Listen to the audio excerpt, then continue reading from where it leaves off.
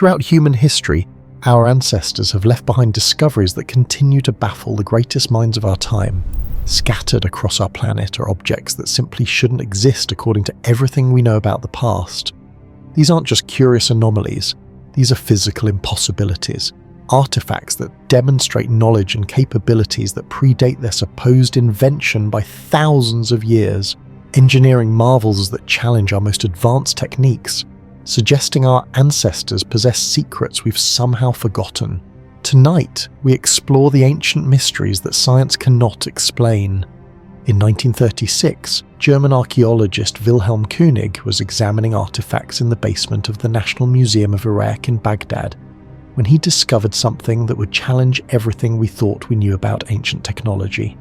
Among the dusty relics lay what appeared to be a 2,000-year-old battery, complete with all the components necessary to generate electricity.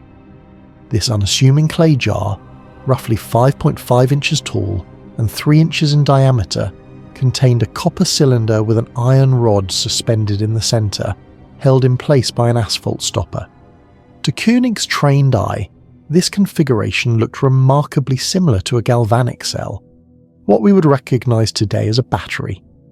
The copper cylinder showed signs of corrosion consistent with acid exposure, and the iron rod bore the telltale marks of electrochemical reaction.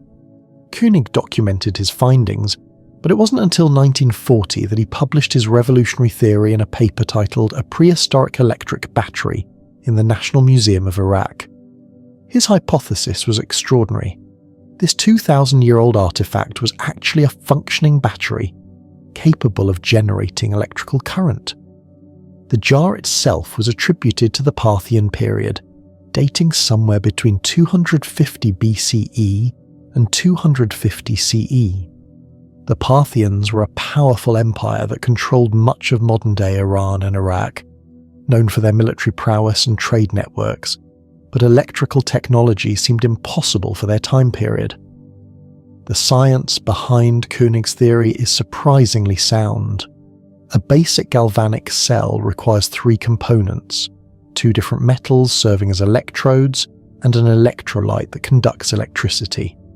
The Baghdad artifact has all 3 elements. The copper cylinder serves as one electrode, while the iron rod functions as the other. When an acidic solution is added to the jar, a chemical reaction occurs where the iron rod begins to corrode, releasing electrons that flow through the electrolyte to the copper cylinder, creating an electrical current just like in a modern battery. In 1978, German Egyptologist Arne Eggebrecht decided to test this theory by creating an exact replica of the Baghdad battery and filling it with grape juice, which contains citric acid. The result was groundbreaking. The device generated approximately 0.87 volts of electricity, enough to power a small light bulb, or, more intriguingly, to electroplate metal objects. This experiment opened up fascinating possibilities, because electroplating could explain some puzzling archaeological finds that had baffled researchers for decades. Throughout the ancient world, archaeologists have discovered metal objects with impossibly thin layers of gold or silver that seem to defy the capabilities of ancient metalworking techniques.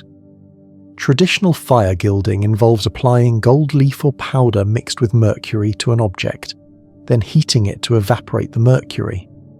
This process is dangerous, wasteful, and produces uneven results. Yet many ancient artifacts display gold plating that is remarkably uniform and thin, characteristics consistent with electroplating. Ancient Sumerian artifacts found in Iraq, some dating back over 4,000 years, feature silver plating so thin and precise that modern metallurgists struggle to explain how they were created without electrical processes. Similarly, ancient Egyptian jewellery often displays gold plating that appears to have been applied using techniques beyond the supposed capabilities of the time. If the Baghdad battery represents ancient electrical technology, it could revolutionize our understanding of these artifacts. Instead of primitive metalworking techniques, ancient craftsmen might have possessed sophisticated knowledge of electrochemistry, using batteries to create stunning decorative effects that we're only now beginning to appreciate. The implications extend far beyond a single artifact, suggesting that our timeline of technological development might be fundamentally flawed and that ancient civilizations possessed knowledge we've only recently rediscovered. However, not everyone accepts the battery theory, and skeptics raise compelling points. The most common alternative explanation is that the Baghdad battery was simply a storage vessel for scrolls or other documents, with the copper cylinder and iron rod serving as structural elements designed to protect papyrus or parchment from moisture and pests. Dr. Paul Craddock, a metallurgist at the British Museum, argues that there's no archaeological evidence supporting the use of electricity in the ancient world. He points out that if ancient civilizations possessed electrical technology, we should find more examples, along with the infrastructure necessary to support such technology: copper wires, insulation materials, and other electrical components. Another theory suggests the jar was used for storing sacred or medicinal substances, with the copper and iron components intended to purify or enhance the properties of liquids stored within. Ancient texts describe various vessels used for alchemical purposes, and the Baghdad battery's configuration could fit this description. Some archaeologists propose that the artifact was used in religious ceremonies, where the slight electrical current it produces could have created a tingling sensation when touched, which ancient priests might have interpreted as divine power, enhancing the jar's religious significance and the authority of those who controlled it. The broader implications of the Baghdad battery theory align with other mysterious ancient technologies that seem ahead of their time. The Antikythera mechanism, a complex Greek device from around 100 BCE, functioned as an analog computer predicting astronomical events with remarkable accuracy. Damascus steel, produced in the Middle East from around 300 CE, possessed properties that modern metallurgists couldn't replicate until the 20th century. These examples suggest that ancient civilizations might have achieved technological sophistication in specific areas that we've underestimated, following a more cyclical pattern of technological development rather than a linear progression from primitive to advanced.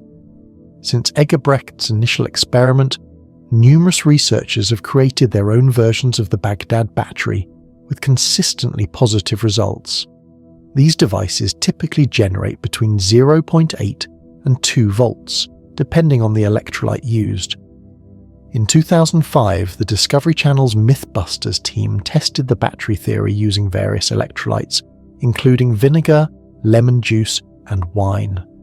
All versions produced measurable electrical current, with the most effective generating nearly 4 volts when multiple jars were connected in series. They successfully used their replica batteries to electroplate a small silver medallion, demonstrating the practical applications of such devices. More recently, researchers have used advanced analytical techniques to study the original artifact. X-ray fluorescence spectroscopy has revealed trace elements in the copper cylinder that are consistent with electrochemical reactions, while electron microscopy has shown microscopic structures on the metal surfaces that typically result from electrical current flow. However, these modern analyses have also revealed puzzling aspects, such as corrosion patterns on the iron rod that don't perfectly match what we'd expect from battery use. Some researchers interpret this as evidence against the electrical theory, while others suggest it indicates the battery was used intermittently over a long period. To truly understand the Baghdad battery, we must consider the cultural and technological context of the Parthian Empire. The Parthians were sophisticated traders and craftsmen who controlled the Silk Road and facilitated exchange between East and West. They had access to materials and knowledge from across the known world, making technological innovation not just possible, but likely.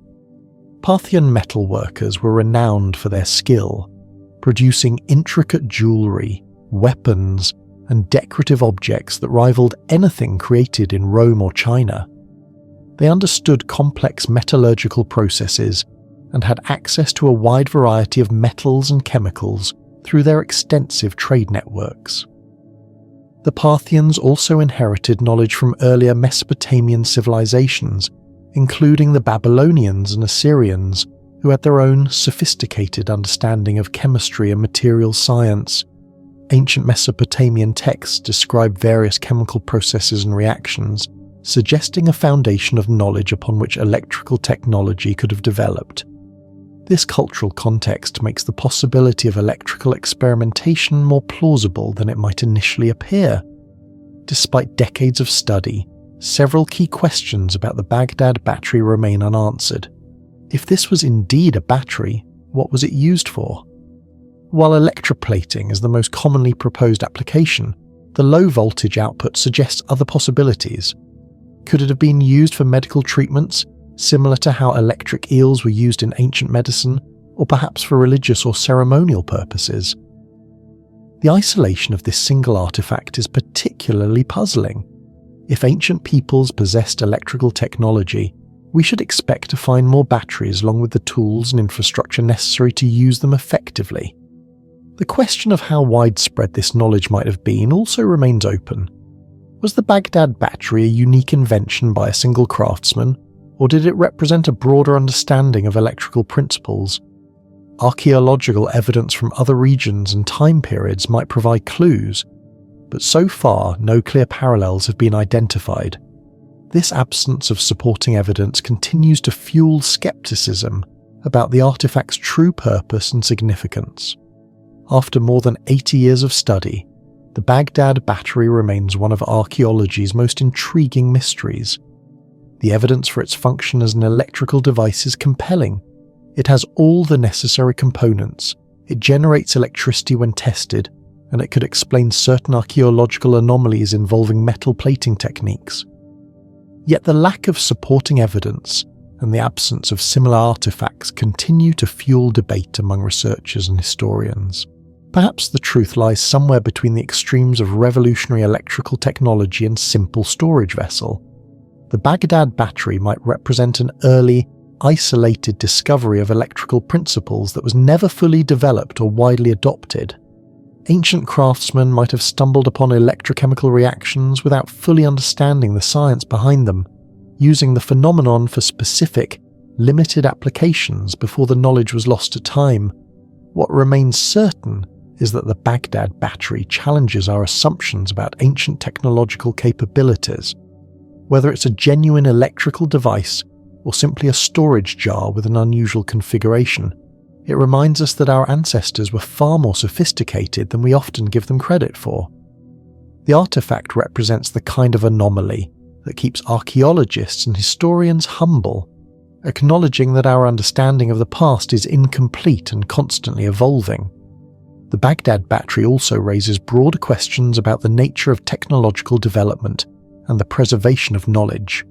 How many other innovations might have been developed in ancient times only to be forgotten or dismissed?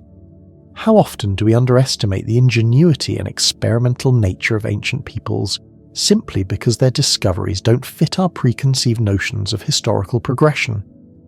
In our rush to categorize and understand the past, we sometimes forget that human ingenuity and curiosity are timeless qualities that have driven innovation throughout history.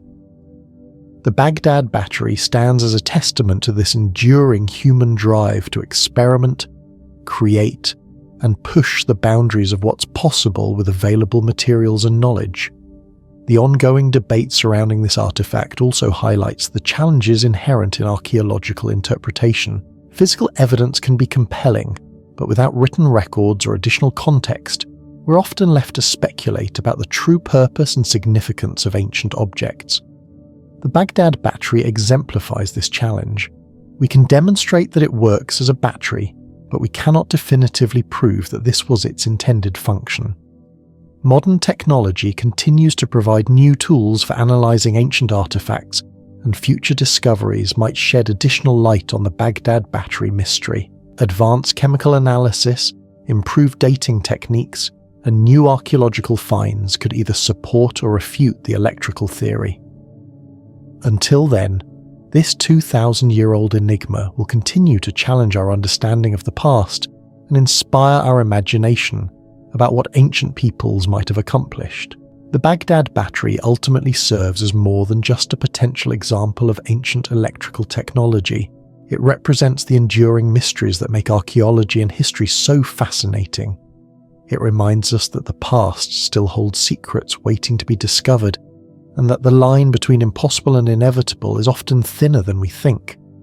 Whether it powered ancient electroplating operations or simply stored precious scrolls, this small clay jar continues to generate the most important kind of current: intellectual curiosity about our shared human heritage and the remarkable ingenuity of our ancestors. The Baghdad battery forces us to reconsider what ancient civilizations might have achieved with their understanding of natural phenomena. But electrical experimentation wasn't the only area where our ancestors may have pushed the boundaries of possibility. Sometimes the most extraordinary discoveries come not from grand excavations or royal tombs, but from the dusty storage rooms of museums, where forgotten artifacts wait decades for someone to recognize their true significance. Such is the case with a small wooden object discovered in an Egyptian tomb that has sparked one of the most heated debates in archaeology. Could ancient Egyptians have achieved powered flight thousands of years before the Wright brothers? In 1898, French archaeologist Auguste Mariette was excavating the ancient necropolis of Saqqara, located south of Cairo, when his team uncovered a tomb dating to approximately 200 BCE during the Ptolemaic period. Among the various artifacts recovered was a small wooden object, roughly 6 inches long, that was initially catalogued as a bird figurine and stored away in the Egyptian Museum in Cairo. For over 70 years, this unremarkable piece sat in storage, labelled simply as a wooden bird model, until 1969, when Dr. Khalil Messiha, an Egyptian physician with a passion for archaeology, was examining the museum's collection and made an observation that would change everything. Dr. Messiha noticed that this wasn't just any bird carving. It possessed aerodynamic features that seemed far too sophisticated for a simple toy or religious artifact. The object had a streamlined fuselage, straight wings positioned at the centre of the body, and most remarkably a vertical tail fin rather than the horizontal tail feathers typical of bird representations. To Messiha's trained eye, this looked less like a bird and more like a modern glider or airplane. The proportions, the wing placement, the overall design, everything suggested an understanding of aerodynamic principles that shouldn't have existed in ancient Egypt. The Saqqara bird, as it came to be known, measures approximately 18 centimetres in length, with a wingspan of 18 centimetres. It's carved from sycamore wood, a material commonly used by ancient Egyptian craftsmen, and weighs about 39.12 grams. The craftsmanship is remarkable. The surface is smooth and carefully finished, indicating this wasn't a crude toy but a precisely made object that required considerable skill to create. The wings are perfectly straight and positioned at the exact centre of the body, a configuration that provides optimal lift and stability in flight. What makes the Saqqara bird truly extraordinary is its adherence to modern aerodynamic principles. The fuselage tapers smoothly from nose to tail, reducing drag in a way that seems to demonstrate an understanding of airflow dynamics. The wings have a slight dihedral angle. They're angled slightly upward from the body, which provides lateral stability during flight. Most significantly, the vertical tail fin is positioned exactly where modern aircraft designers would place it for maximum effectiveness in controlling yaw and maintaining directional stability. When Dr. Messiha first proposed that the Saqqara bird might represent an ancient understanding of flight, the archaeological community was skeptical. However, his theory gained credibility when aeronautical engineers began examining the artifact. In 1972, Dr. Martin Gregory, an aerodynamics expert, conducted wind tunnel tests on scale models of the Saqqara bird and found that it exhibited excellent gliding characteristics. The model flew smoothly and maintained stable flight patterns, demonstrating that whoever created the original understood fundamental principles of aerodynamics. Further analysis revealed even more intriguing details. The centre of gravity is positioned perfectly for stable flight, and the proportions match those of modern sailplanes designed for optimal gliding performance. Computer modelling has shown that with minor modifications, specifically the addition of horizontal stabilizers to the tail section, the Saqqara bird would be capable of sustained, controlled flight. Some researchers have suggested that these horizontal elements may have been present originally, but deteriorated over time, or that they were made from a different material that didn't survive. The implications of the Saqqara bird being an ancient aircraft model are staggering. It would mean that ancient Egyptians not only understood the principles of flight but had developed them to a sophisticated degree. This knowledge would have required extensive observation, experimentation, and mathematical understanding. The precision of the design suggests this wasn't accidental but represented accumulated knowledge passed down through generations of craftsmen and engineers. Supporting evidence for ancient Egyptian flight capabilities comes from various sources throughout their civilization. Hieroglyphic texts contain numerous references to gods and pharaohs flying or soaring through the sky, descriptions that have traditionally been interpreted as purely mythological. However, if the Saqqara bird represents actual flight technology, these texts might be describing real events rather than religious metaphors. The god Horus, often depicted with outstretched wings, might represent not just divine power, but actual flight capabilities. Ancient Egyptian art also contains curious depictions that could support the flight theory. Wall paintings in various tombs show strange objects in the sky that don't match any known birds or celestial phenomena. Some of these objects have elongated, streamlined shapes with what appear to be wings or fins, remarkably similar to the configuration of the Saqqara bird. While mainstream archaeology interprets these as stylized representations of birds or religious symbols, proponents of the ancient flight theory see them as evidence of actual flying machines. The technical sophistication required to create a functional glider shouldn't be underestimated. Ancient Egyptian craftsmen would have needed to understand weight distribution, center of gravity, wing loading, and stability principles. They would have required knowledge of materials science to select the appropriate wood and shaping techniques to achieve the necessary aerodynamic properties. This level of understanding suggests a systematic approach to flight development rather than accidental discovery. However, skeptics raise valid concerns about the ancient flight theory. The primary argument against the Saqqara bird being an aircraft model is the absence of supporting evidence. If ancient Egyptians possessed flight technology, where are the larger versions? Where are the workshops, the tools, the infrastructure necessary to build and maintain flying machines? Archaeological excavations have uncovered extensive evidence of Egyptian boat building, chariot construction, and other transportation technologies, but nothing that clearly relates to aircraft construction. Critics also point out that the Saqqara bird lacks several features essential for controlled flight. Most notably, it has no horizontal tail surfaces, which are crucial for pitch control in any flying machine. Without these elements, even the most aerodynamically perfect glider would be difficult to control and potentially dangerous to operate. The absence of these features suggests the object was never intended to fly, but was created for another purpose entirely. Alternative explanations for the Saqqara bird focus on its religious and cultural significance. Ancient Egyptian religion was deeply connected to birds, which were seen as messengers between the earthly and divine realms. The ibis was sacred to Thoth, god of wisdom and writing, while the falcon represented Horus, god of the sky and kingship. The Saqqara bird might represent a stylized version of one of these sacred birds, with its unusual features resulting from artistic convention rather than aerodynamic design. Some researchers suggest the object might have been a weather vane, designed to indicate wind direction. The vertical tail fin would make it sensitive to air currents, causing it to rotate and point into the wind.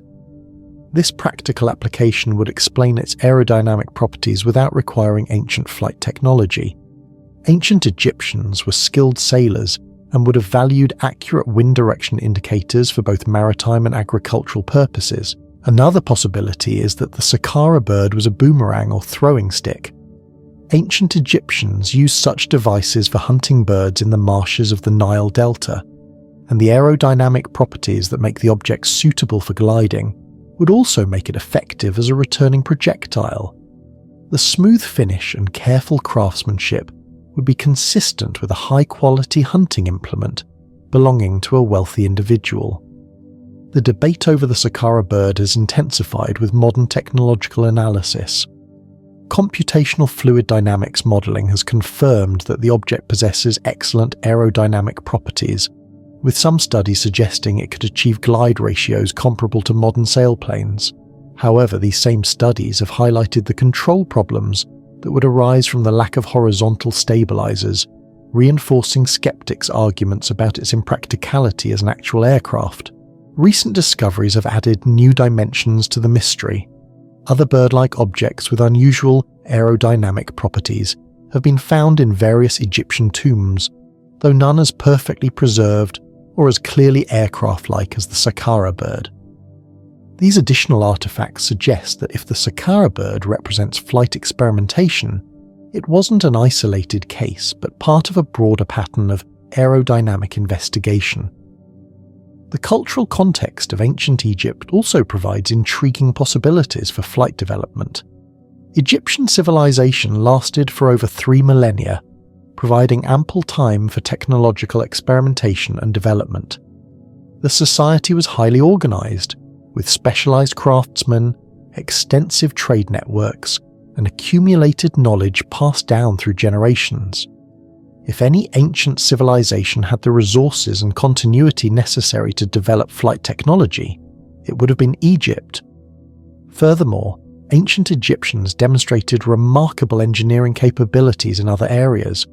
They built the pyramids with precision that still amazes modern engineers, developed sophisticated irrigation systems, and created architectural marvels that have survived for millennia. The mathematical and engineering knowledge required for these achievements would certainly have been sufficient for understanding basic aerodynamic principles. The mystery deepens when we consider that the Saqqara bird isn't unique in the ancient world. Similar objects with aerodynamic properties have been discovered in other cultures, including pre-Columbian civilizations in South America. The famous gold artifacts from Colombia, often called ancient airplanes, share remarkable similarities with the Saqqara bird in their streamlined shapes and wing configurations. This suggests that if ancient flight technology existed, it might have been more widespread than previously imagined. Modern experimental archaeology has attempted to resolve the debate through practical testing. Researchers have built full-scale replicas of the Saqqara bird and attempted to fly them as gliders. Results have been mixed. Some models have achieved brief, unstable flights, while others have crashed immediately. The addition of horizontal tail surfaces dramatically improves performance, leading some researchers to conclude that the original artifact was incomplete, or that crucial components have been lost to time. The Saqqara bird continues to challenge our understanding of ancient technological capabilities, whether it represents an early experiment in flight, a religious artifact, or simply an unusually aerodynamic bird carving. It demonstrates the sophisticated understanding of form and function possessed by ancient craftsmen. The precision of its construction and the elegance of its design speak to a level of technical knowledge that we're only beginning to appreciate. Like the Baghdad battery, the Saqqara bird forces us to question our assumptions about the linear progression of human technology. It suggests that ancient peoples may have explored scientific principles and engineering concepts far earlier than conventional history acknowledges. Whether they achieved actual flight remains debatable, but their understanding of aerodynamic principles seems undeniable. The ongoing investigation of the Saqqara bird represents the best of archaeological inquiry, combining traditional analysis with modern technology to unlock the secrets of the past. As our analytical tools become more sophisticated, and our understanding of ancient cultures deepens, we may finally determine whether this remarkable artifact represents humanity's first attempt at powered flight, or simply an extraordinary example of ancient craftsmanship that happened to stumble upon aerodynamic perfection. Until then, the Saqqara bird remains suspended between earth and sky, between ancient mystery and modern understanding, challenging us to keep our minds open to the possibility that our ancestors achieved far more than we ever imagined possible. The Saqqara bird challenges our understanding of ancient technological achievement through its perfect aerodynamic design, but sometimes the most perplexing ancient mysteries aren't about what our ancestors might have built, but rather what they chose to create and why. Deep in the rainforests and river valleys of Costa Rica lies one of archaeology's most enigmatic puzzles, hundreds of perfectly spherical stone balls that have baffled researchers for nearly a century. These aren't crude approximations of spheres carved by primitive tools, but geometrically precise orbs that would challenge even modern stonemasons to replicate. Their purpose, their creators, and the methods used to achieve such mathematical perfection remain as mysterious today as when they were first discovered by banana plantation workers in the 1930s. The story of Costa Rica's stone spheres begins in 1940, when the United Fruit Company was clearing land for banana plantations in the Diquís Delta region of southern Costa Rica. Workers using heavy machinery to remove jungle vegetation began uncovering what initially appeared to be large boulders scattered throughout the area. However, as more of these objects were exposed, it became clear that these weren't natural rock formations, but carefully crafted stone spheres of varying sizes, some small enough to hold in one hand, others massive monuments weighing up to 15 tons and measuring over 6 feet in diameter. The discovery immediately attracted the attention of archaeologist Doris Stone, who began the first systematic study of what would become known as Las Bolas, or simply the stone balls of Costa Rica. What Stone found defied explanation. Hundreds of nearly perfect spheres carved from various types of stone, primarily gabbro, a hard igneous rock, but also limestone and sandstone. The spheres range dramatically in size, from tiny examples just a few inches across to colossal specimens that required teams of workers to move. Most remarkably, many of these spheres were geometrically perfect to within millimeters, achieving a level of precision that seemed impossible for a culture that supposedly lacked metal tools and advanced measuring instruments. The technical achievement represented by these spheres cannot be overstated. Creating a perfect sphere from stone is one of the most challenging tasks in sculpture, requiring not only exceptional skill, but also sophisticated understanding of three-dimensional geometry. The process would have involved carefully removing material from all directions, while constantly checking proportions and curvature. Modern stone carvers using power tools and precision measuring devices still struggle to achieve the level of accuracy found in the Costa Rican spheres. Yet somehow, ancient craftsmen working with primitive tools managed to create objects that are spherical to within a tolerance that would impress contemporary engineers. The larger spheres present particular challenges to our understanding of ancient capabilities. The biggest examples weigh over 15 tons and would have required enormous effort to quarry, transport, and shape. The gabbro used for many of the larger spheres doesn't occur naturally in the Diquís Delta where they were found, meaning these massive stones had to be transported from quarries located dozens of miles away through dense jungle terrain. This logistical feat alone suggests a highly organized society with sophisticated planning capabilities and abundant labor resources. Analysis of the spheres has revealed the incredible precision of their construction. Measurements taken by archaeologists and engineers have found that many spheres deviate from perfect spherical geometry by less than 2 millimeters, a tolerance that would be considered excellent even by modern manufacturing standards.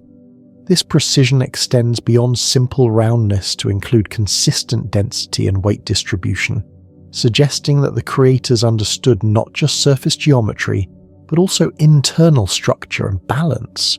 The methods used to achieve such precision remain hotly debated among researchers. Some theories suggest that the ancient craftsmen used a technique called controlled pecking, where small stone hammers were used to gradually chip away material while constantly checking the shape against templates or measuring devices. Others propose that the spheres were rough carved first, then finished using abrasive materials like sand and water to achieve the final smooth, precise surface. The lack of tool marks on most spheres suggests that whatever finishing technique was used, it was remarkably effective at removing all traces of the manufacturing process. One of the most intriguing aspects of the stone spheres is their arrangement and distribution. While many were found scattered randomly due to decades of disturbance by agricultural activities, some were discovered in deliberate alignments and groupings that suggest intentional placement. Archaeologist Samuel Lothrop, who conducted extensive studies in the 1940s, documented several sites where spheres were arranged in straight lines, triangular patterns, and other geometric configurations. These arrangements have led to numerous theories about the sphere's purpose and meaning. The most widely accepted archaeological interpretation is that the spheres served as status symbols or markers of political power for the ancient Decese culture that inhabited the region between 700 and 1530 CE. The enormous effort required to create and position these monuments would have demonstrated the wealth and organizational capabilities of local chiefs or ruling families.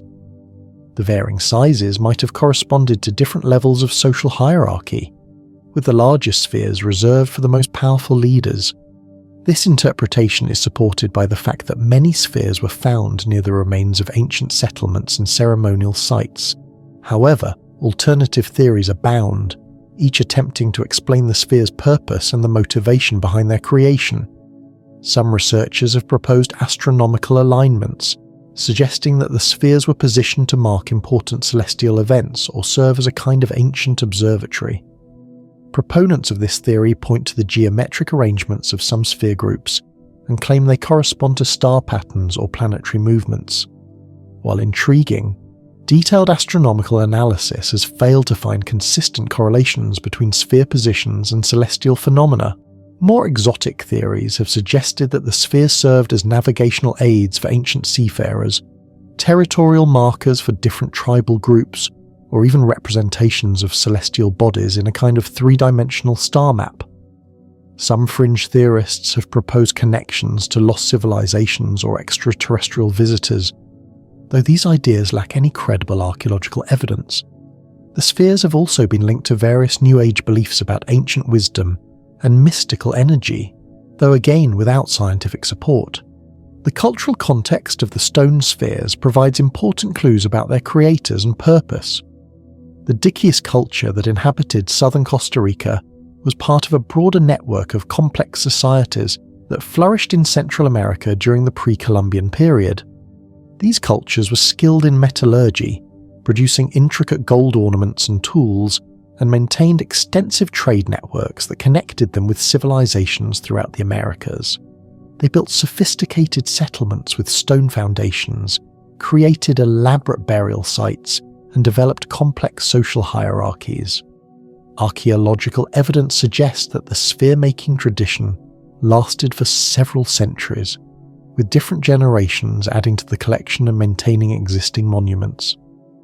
This continuity implies that the spheres held deep cultural significance that transcended individual rulers or specific historical events.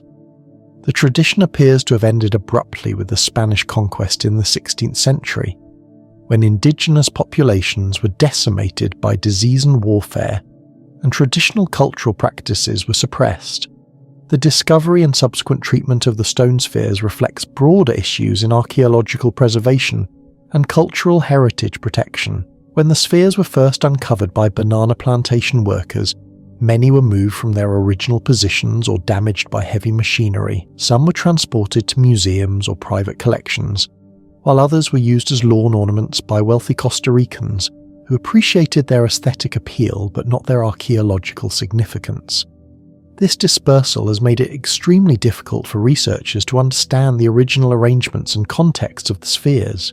In recent decades, Costa Rica has made significant efforts to protect and study the remaining spheres. In 2014, the stone spheres were designated as a UNESCO World Heritage Site, recognizing their outstanding universal value and the need for their preservation. This designation has helped fund conservation efforts and scientific research, while raising international awareness of their importance.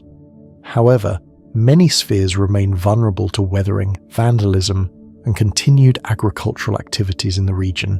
Modern scientific techniques have provided new insights into the sphere's construction and composition. Petrographic analysis has identified the specific types of stone used and traced some spheres to their likely quarry sources. Ground-penetrating radar has been used to search for buried spheres and to investigate the subsurface features of known archaeological sites. Three-dimensional laser scanning has created precise digital models that allow researchers to analyze the sphere's geometry with unprecedented accuracy. These technological advances have confirmed the remarkable precision of the spheres, while raising new questions about ancient capabilities. Computer analysis has shown that the best examples achieve spherical accuracy that rivals modern manufacturing techniques. This precision appears to be intentional rather than accidental, suggesting that the creators had specific standards they were trying to meet and the technical knowledge necessary to achieve them.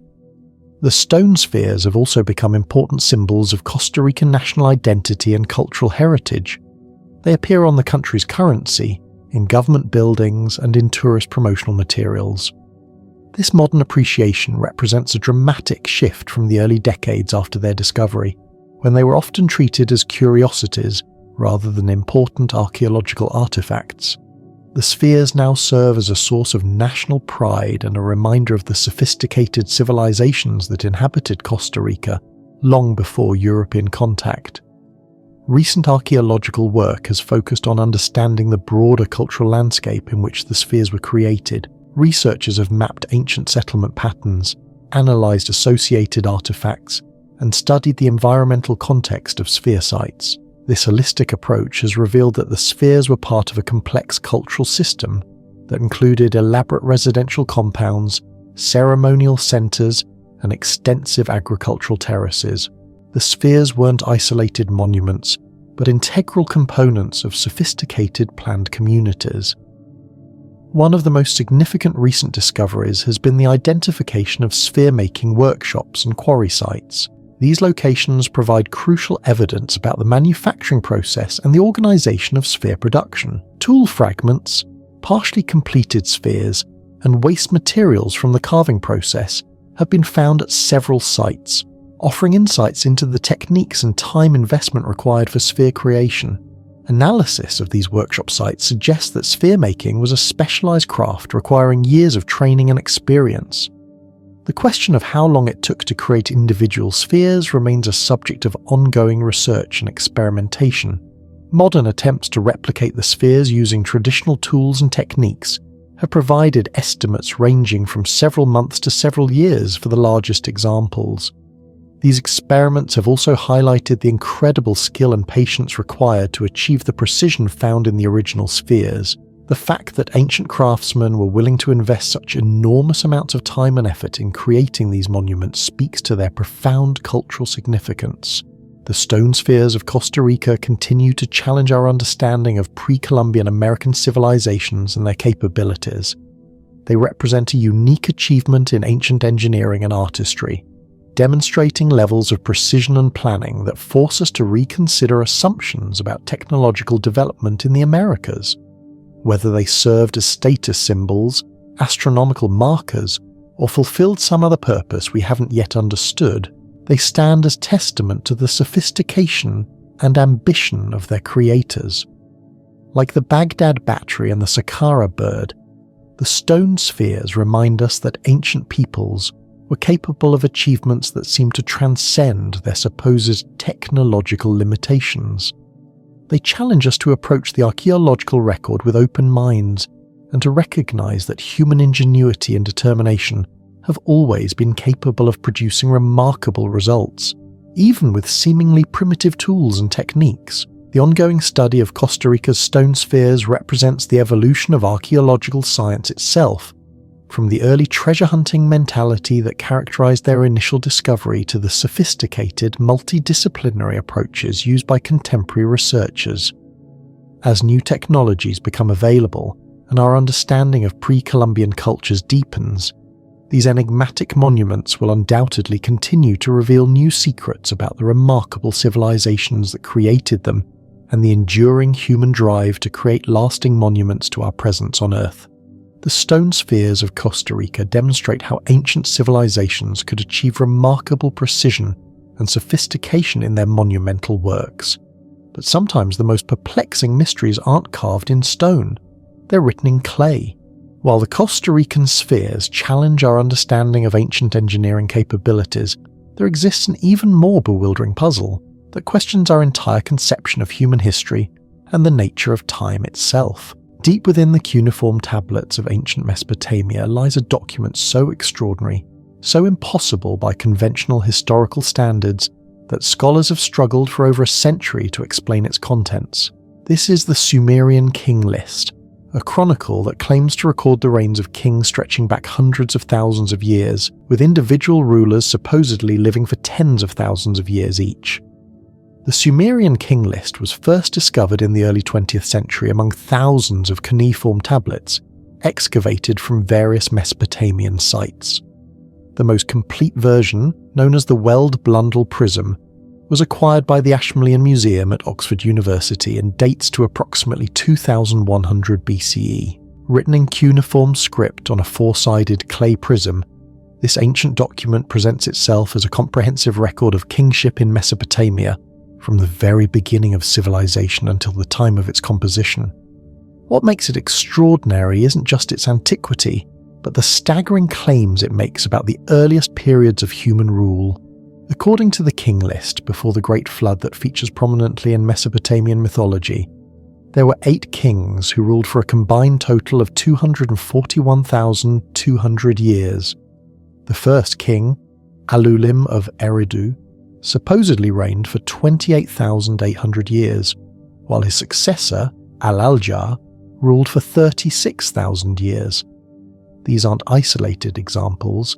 The document consistently attributes impossibly long lifespans to the earliest rulers, with reigns measured not in decades but in millennia. The longest recorded reign belongs to Enmenlu-Ana of Sippar, who allegedly ruled for 43,200 years, a span of time that encompasses the entire recorded history of human civilization as we understand it.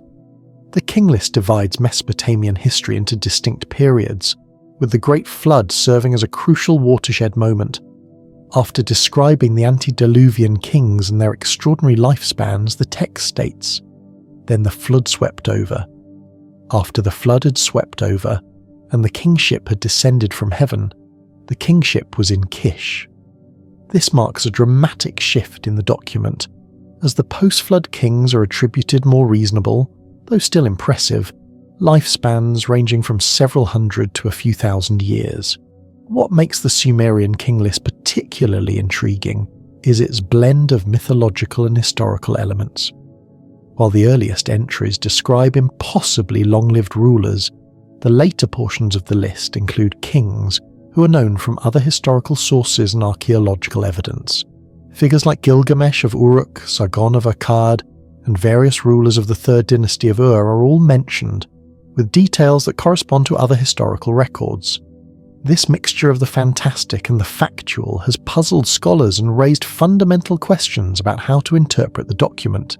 Traditional academic interpretation treats the King List as a mythological text that uses symbolic numbers and legendary figures to establish the divine legitimacy of Mesopotamian kingship. According to this view, the enormous lifespans attributed to early kings represent a literary device designed to emphasize the sacred nature of royal authority and the great antiquity of Sumerian civilization.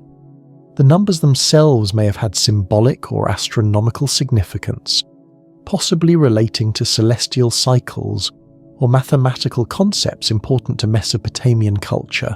However, alternative interpretations have emerged that take a more literal approach to the King List's claims. Some researchers have suggested that the document might preserve genuine historical memories of a much older civilization, possibly predating the conventional timeline of human development. Proponents of this theory argue that the consistent mathematical relationships between the recorded lifespans and the detailed genealogical information suggests the King List was based on actual records rather than pure mythology. The mathematical precision of the King List has attracted particular attention from researchers looking for hidden meanings in the text. The lifespans of the antediluvian kings follow specific numerical patterns, with many being multiples of 3,600, a number that held special significance in Mesopotamian mathematics, as it represented one Sar or complete cycle. This mathematical consistency suggests that whoever compiled the king list was working from a systematic source rather than inventing numbers randomly. Archaeological evidence has provided some support for the historical accuracy of the later portions of the king list, while remaining silent on the earlier, more fantastic claims. Excavations at sites mentioned in the document have uncovered evidence of the cities and dynasties described, and some of the kings listed have been confirmed through other sources.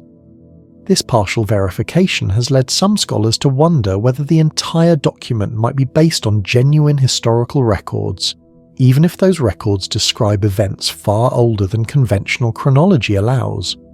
The king list also raises intriguing questions about the nature of antediluvian civilization. If we take the document at face value, it suggests that before the Great Flood, human society was organized into sophisticated kingdoms with established succession patterns and administrative systems. The text describes these early rulers as governing specific cities, implying the existence of urban civilization tens of thousands of years before the conventional date for the rise of cities in Mesopotamia.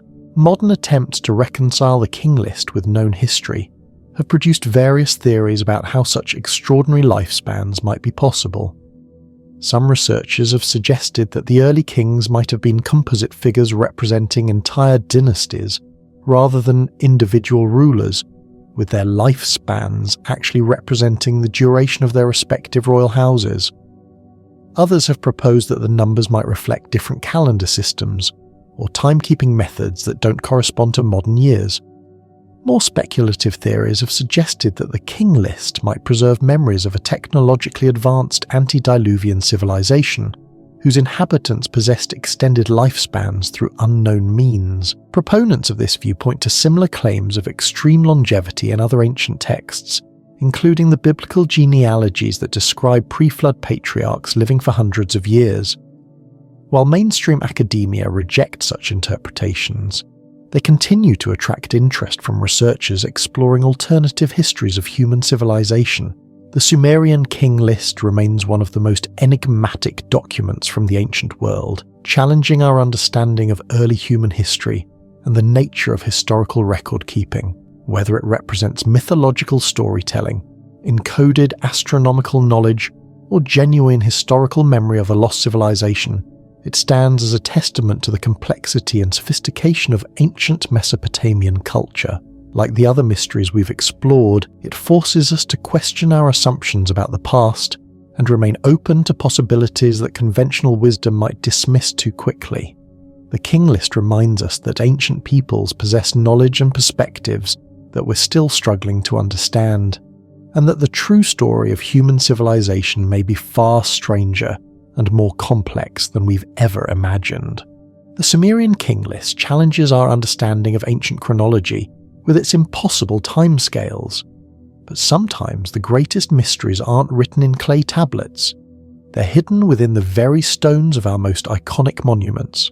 While ancient texts can be dismissed as mythology or misinterpretation, physical structures demand more concrete explanations, and nowhere is this more evident than in the Great Pyramid of Giza, where cutting-edge technology continues to reveal secret chambers that have remained hidden for over 4,000 years.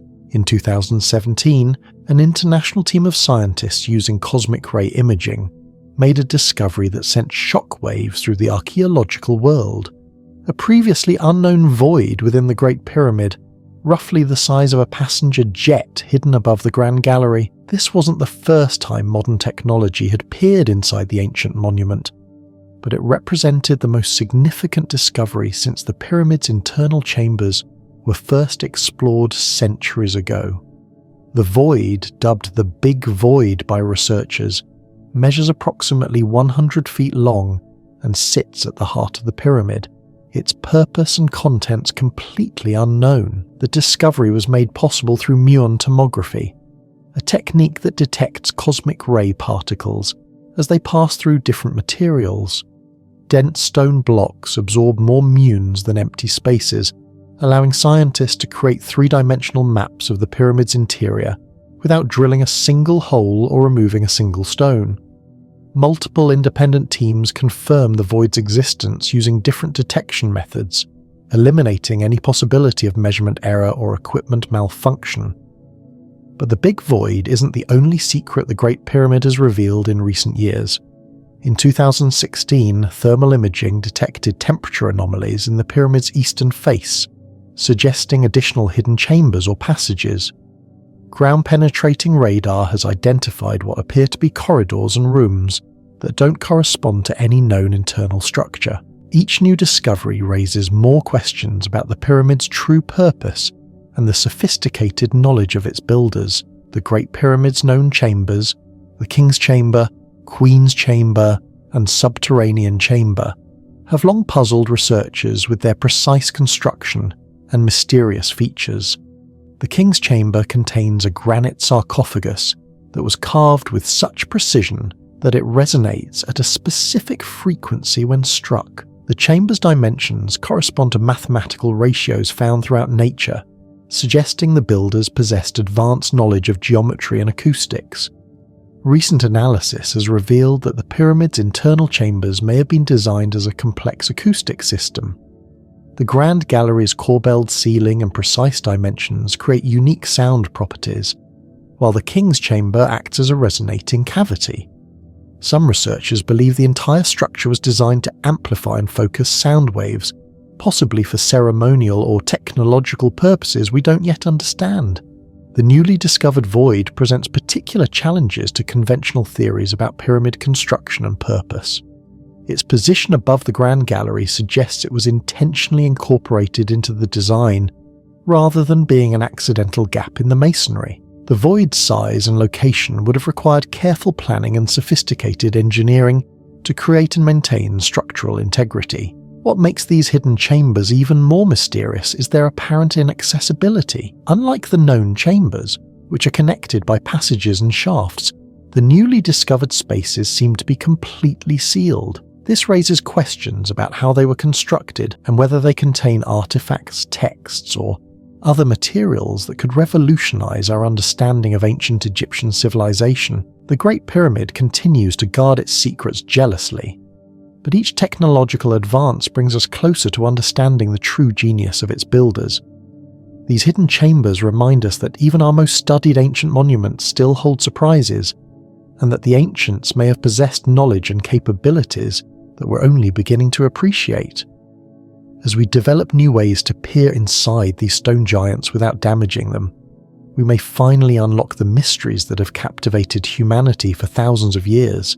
Our next mystery takes us from the precisely engineered chambers of Egypt to an equally baffling underground complex on the other side of the world, where an accidental discovery revealed one of the most extraordinary feats of ancient excavation ever found.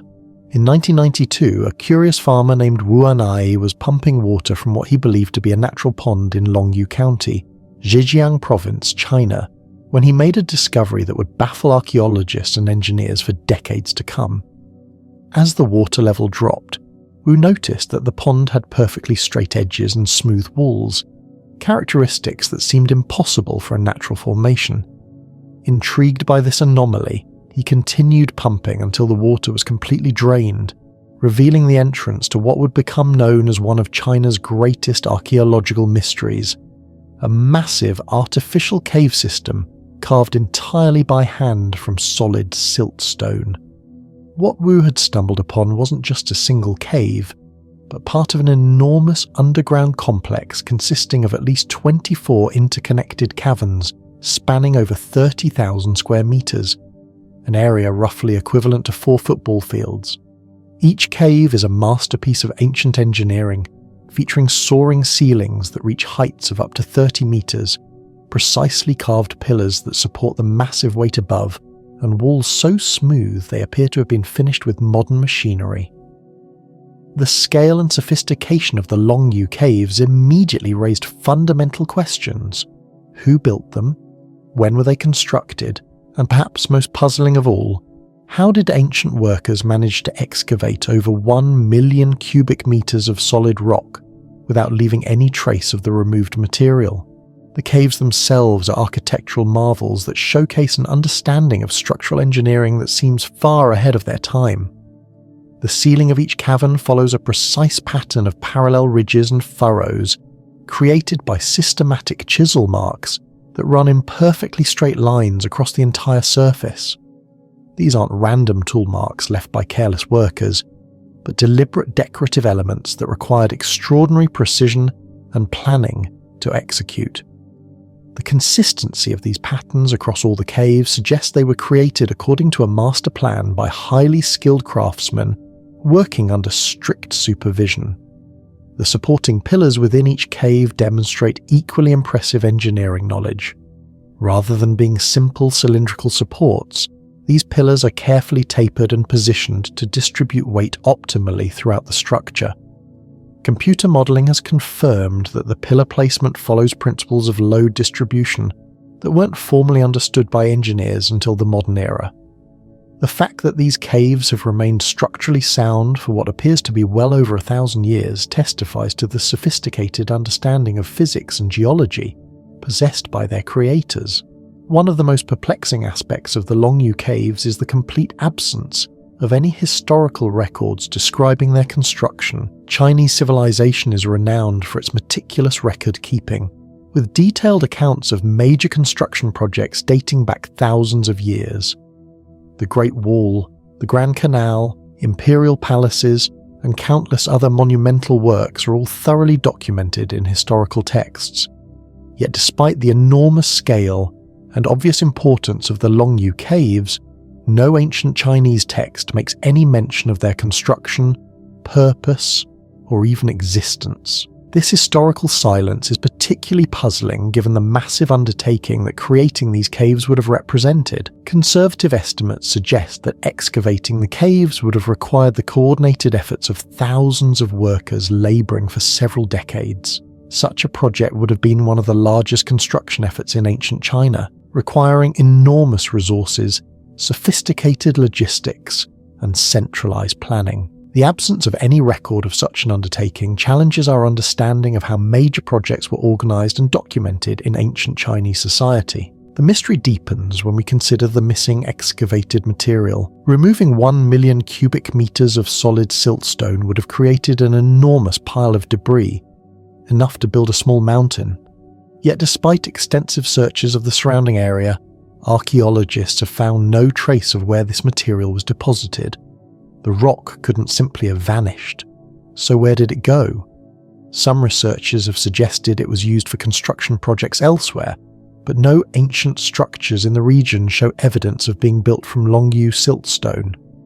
Others propose it was ground into powder and used for agricultural purposes, but this would have been an incredibly labour-intensive and seemingly pointless process.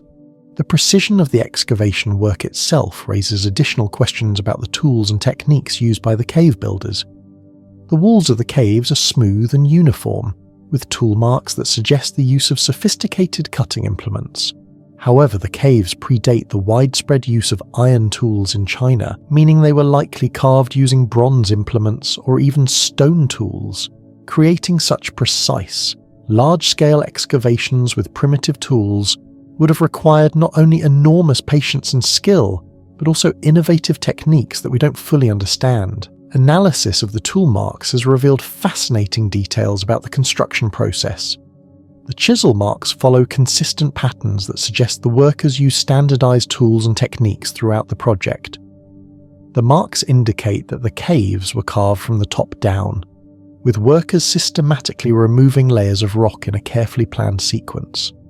This approach would have required sophisticated understanding of rock mechanics and structural engineering to prevent collapses during construction.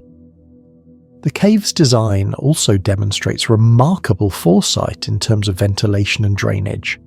Despite being entirely underground, the caves maintain good air circulation through a system of carefully positioned openings and passages. Water drainage is handled through subtle gradients in the floor surfaces that direct moisture toward collection points. These features suggest the caves were designed for long-term human occupation or use, though their specific purpose remains unclear. Various theories have been proposed to explain the caves' original function, each attempting to account for their massive scale and sophisticated construction. One popular theory suggests they served as underground military barracks or storage facilities, providing secure shelter for troops and supplies during times of conflict. The caves' hidden nature and defensive advantages would have made them ideal for such purposes, and their size could have accommodated thousands of soldiers along with their equipment and provisions. Another theory proposes that the caves were used for large-scale manufacturing or industrial purposes. The consistent temperature and humidity levels underground would have been ideal for certain types of production, such as silk weaving, pottery making, or metalworking. The cave's size and layout could have accommodated numerous workshops and storage areas, while their hidden location would have protected valuable trade secrets and finished goods from competitors or raiders. Religious or ceremonial purposes have also been suggested, with some researchers proposing that the caves served as underground temples or ritual spaces. The impressive scale and careful construction would certainly be appropriate for religious architecture, and the cave's hidden nature might have been intended to create a sense of mystery and otherworldliness for ceremonial participants. However, the absence of any religious artifacts or decorative elements within the caves makes this theory difficult to support. More practical explanations focus on the cave's potential use for storage or shelter. The consistent underground temperature would have been ideal for preserving food, textiles, or other perishable goods. The caves could have served as emergency shelters for the local population during natural disasters, invasions, or other crises. Their hidden entrances would have provided security, while their size could have accommodated large numbers of people for extended periods.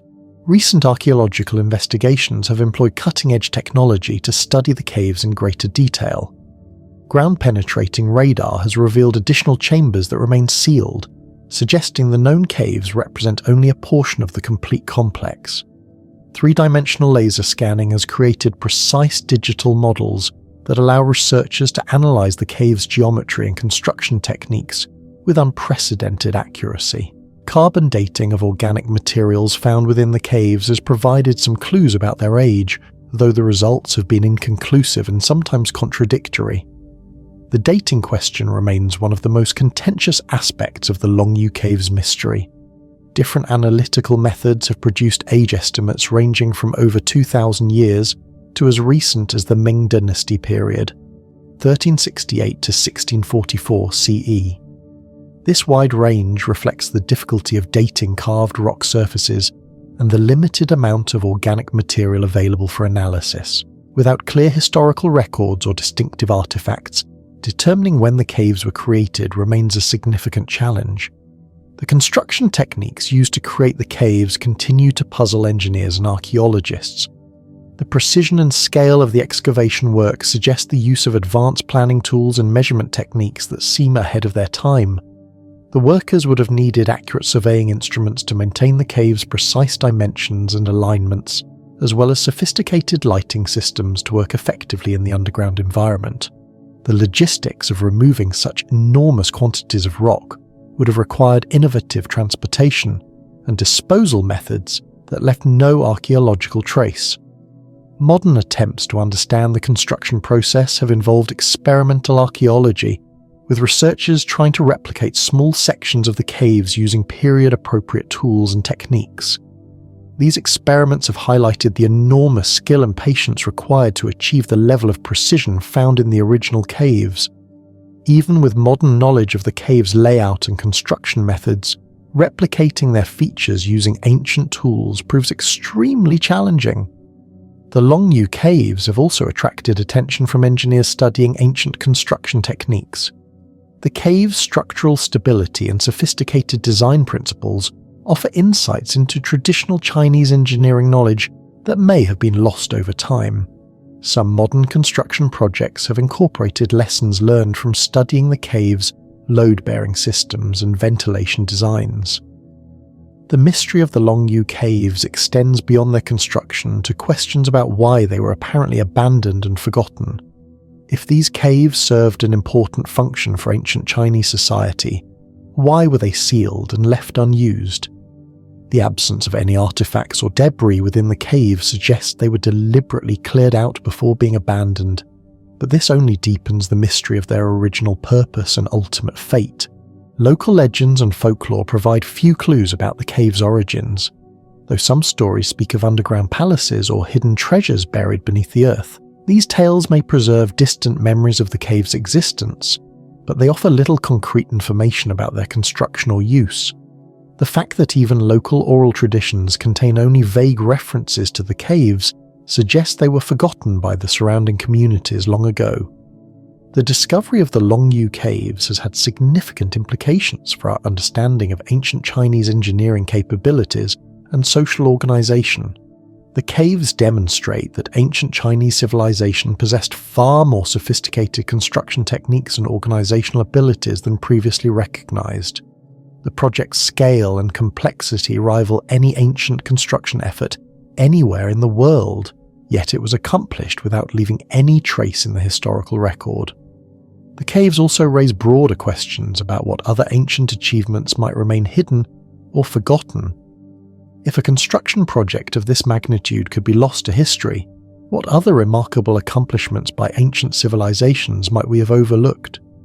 The Longyu Caves serve as a reminder that our understanding of the past is incomplete, and that major discoveries can still fundamentally change our perspective on ancient capabilities.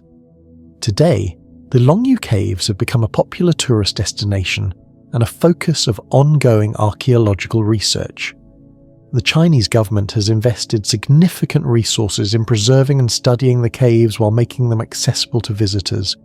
However, many questions about their origin, purpose, and construction remain unanswered, ensuring that the Longyu Caves will continue to challenge researchers and capture imaginations for years to come. The Longyu Caves stand as one of the most remarkable examples of ancient engineering achievement, demonstrating capabilities that seem to transcend the supposed limitations of their time. Whether they served military, industrial, religious, or other purposes, they represent a level of planning, skill, and organizational ability that forces us to reconsider our assumptions about ancient Chinese civilization. Like the other mysteries we've explored, the Longyu Caves remind us that our ancestors were capable of achievements that continue to amaze and perplex us, and that the true extent of ancient human accomplishment may be far greater than we've ever imagined. Our next mystery transports us to the windswept hills of southeastern Turkey, where archaeologists have uncovered what may be the most revolutionary discovery in human history. In 1963, a routine archaeological survey in the Germisch Mountains near the city of Şanlıurfa identified what appeared to be an unremarkable Byzantine cemetery scattered with broken limestone slabs. For decades, this assessment went unchallenged until 1994, when German archaeologist Klaus Schmidt decided to take a closer look at the site. What Schmidt discovered beneath those seemingly ordinary stone fragments would fundamentally challenge everything we thought we knew about the origins of civilization, religion, and human social organization. This was Göbekli Tepe, a massive temple complex that predates Stonehenge by over 6,000 years and the Egyptian pyramids by more than 7,000 years, making it quite possibly the world's first monumental architecture. Göbekli Tepe, which translates to Potbelly Hill in Turkish, consists of at least 20 circular stone enclosures, each containing massive T-shaped limestone pillars that tower up to 18 feet in height and weigh as much as 16 tons. These aren't crude stone arrangements thrown together by primitive hunter-gatherers, but sophisticated architectural achievements featuring intricate carvings of animals, abstract symbols, and human figures. The pillars are arranged in precise circles, with two larger central pillars often flanked by smaller ones around the perimeter, creating what archaeologists believe were roofed ceremonial spaces that could accommodate dozens of people for religious or social gatherings. What makes Göbekli Tepe truly extraordinary isn't just its age, estimated at approximately 11,500 years old, but what its existence implies about the people who built it. According to conventional archaeological theory, the site was constructed during the pre-pottery Neolithic period, when humans were supposedly still nomadic hunter-gatherers who hadn't yet developed agriculture, permanent settlements, or complex social hierarchies. Yet the construction of Göbekli Tepe would have required the coordinated efforts of hundreds of workers over several generations, sophisticated planning and engineering knowledge, and the ability to quarry, transport, and precisely position massive stone blocks without the benefit of metal tools, wheeled vehicles, or domesticated animals. The technical achievement represented by Göbekli Tepe cannot be overstated. The limestone pillars were quarried from bedrock using only stone tools, then transported up to 500 meters from the quarry sites to their final positions. Each pillar required careful shaping and finishing, with many featuring elaborate relief carvings that demonstrate remarkable artistic skill. The precision with which these massive stones were positioned suggests the builders possessed sophisticated knowledge of geometry, engineering, and construction techniques that we're only beginning to understand. The artwork adorning the pillars provides fascinating insights into the worldview and environment of Göbekli Tepe's builders. The carvings feature a menagerie of animals, including lions, boars, foxes, gazelles, aurochs, Asiatic wild asses, wild sheep, reptiles, birds, arthropods, and insects. Many of these creatures are depicted with remarkable naturalism and attention to detail, suggesting the artist had intimate knowledge of animal behavior and anatomy. Particularly striking are the numerous depictions of predators and dangerous animals, which some researchers interpret as evidence that the site was associated with shamanistic practices or rituals designed to commune with the spirit world. The human figures carved into the pillars are equally intriguing, though more stylized than the animal representations. Many pillars feature arms and hands carved in relief, giving them an anthropomorphic quality that suggests they may represent stylized human forms or deities. Some figures wear loincloths or other garments, while others display what appear to be tattoos or body modifications. The consistent artistic style across all the enclosures suggests the site was built according to a unified vision over a relatively short period, rather than evolving gradually over centuries. One of the most puzzling aspects of Göbekli Tepe is the apparent deliberate burial of the entire complex around 8,000 years ago. Rather than simply abandoning the site, the builders carefully covered each enclosure with tons of earth and rubble, creating the artificial hill that gave the site its modern name. This wasn't gradual accumulation of debris over time, but a systematic and labour-intensive effort to completely conceal the temple complex. The reasons for this deliberate burial remain completely mysterious, though some researchers have suggested it might have been related to changing religious beliefs, environmental pressures, or social upheaval. The discovery of Göbekli Tepe has forced archaeologists to reconsider fundamental assumptions about the development of human civilization. The traditional narrative suggests that agriculture led to permanent settlements, which in turn enabled the development of complex societies capable of monumental construction projects. Göbekli Tepe turns this sequence on its head, demonstrating that hunter-gatherer societies were capable of creating sophisticated architecture and organizing large-scale construction projects thousands of years before the development of farming. This revelation has led some researchers to propose that the construction of Göbekli Tepe might actually have catalyzed the development of agriculture rather than resulting from it. The theory suggests that the need to feed large numbers of workers and pilgrims gathering at the site might have encouraged experimentation with plant cultivation and animal domestication. Archaeological evidence from the surrounding region supports this hypothesis, as some of the world's earliest evidence of wheat cultivation and sheep domestication has been found in areas within a day's walk of Göbekli Tepe. The site's apparent function as a religious or ceremonial centre also challenges our understanding of early human spiritual development. The elaborate animal carvings and careful astronomical alignments of some structures suggest that Göbekli Tepe's builders possessed sophisticated religious or mythological systems that required permanent architectural expression. This implies that complex spiritual beliefs and organized religious practices developed much earlier in human history than previously thought, possibly serving as a driving force behind the development of civilization itself. Recent archaeological work at Göbekli Tepe has employed cutting-edge technology to reveal new details about the site's construction and use. Ground-penetrating radar has identified numerous additional enclosures that remain unexcavated, suggesting that the known structures represent only a small fraction of the complete complex. Magnetometer surveys have revealed the outlines of rectangular buildings and other features that may represent later phases of occupation or different types of activities at the site. Three-dimensional laser scanning has created precise digital models of the excavated structures, allowing researchers to analyze their geometry and construction techniques with unprecedented accuracy. These studies have revealed that the builders possess sophisticated knowledge of structural engineering, with the circular enclosures designed to distribute weight evenly and prevent collapse. The precision of the stone cutting and fitting rivals that found in much later architectural achievements, suggesting that advanced masonry techniques developed much earlier than previously believed. Chemical analysis of residues found within the enclosures has provided clues about activities that took place at the site. Evidence of large-scale food preparation and consumption suggests that Göbekli Tepe hosted feasts or communal meals, possibly as part of religious ceremonies or seasonal gatherings.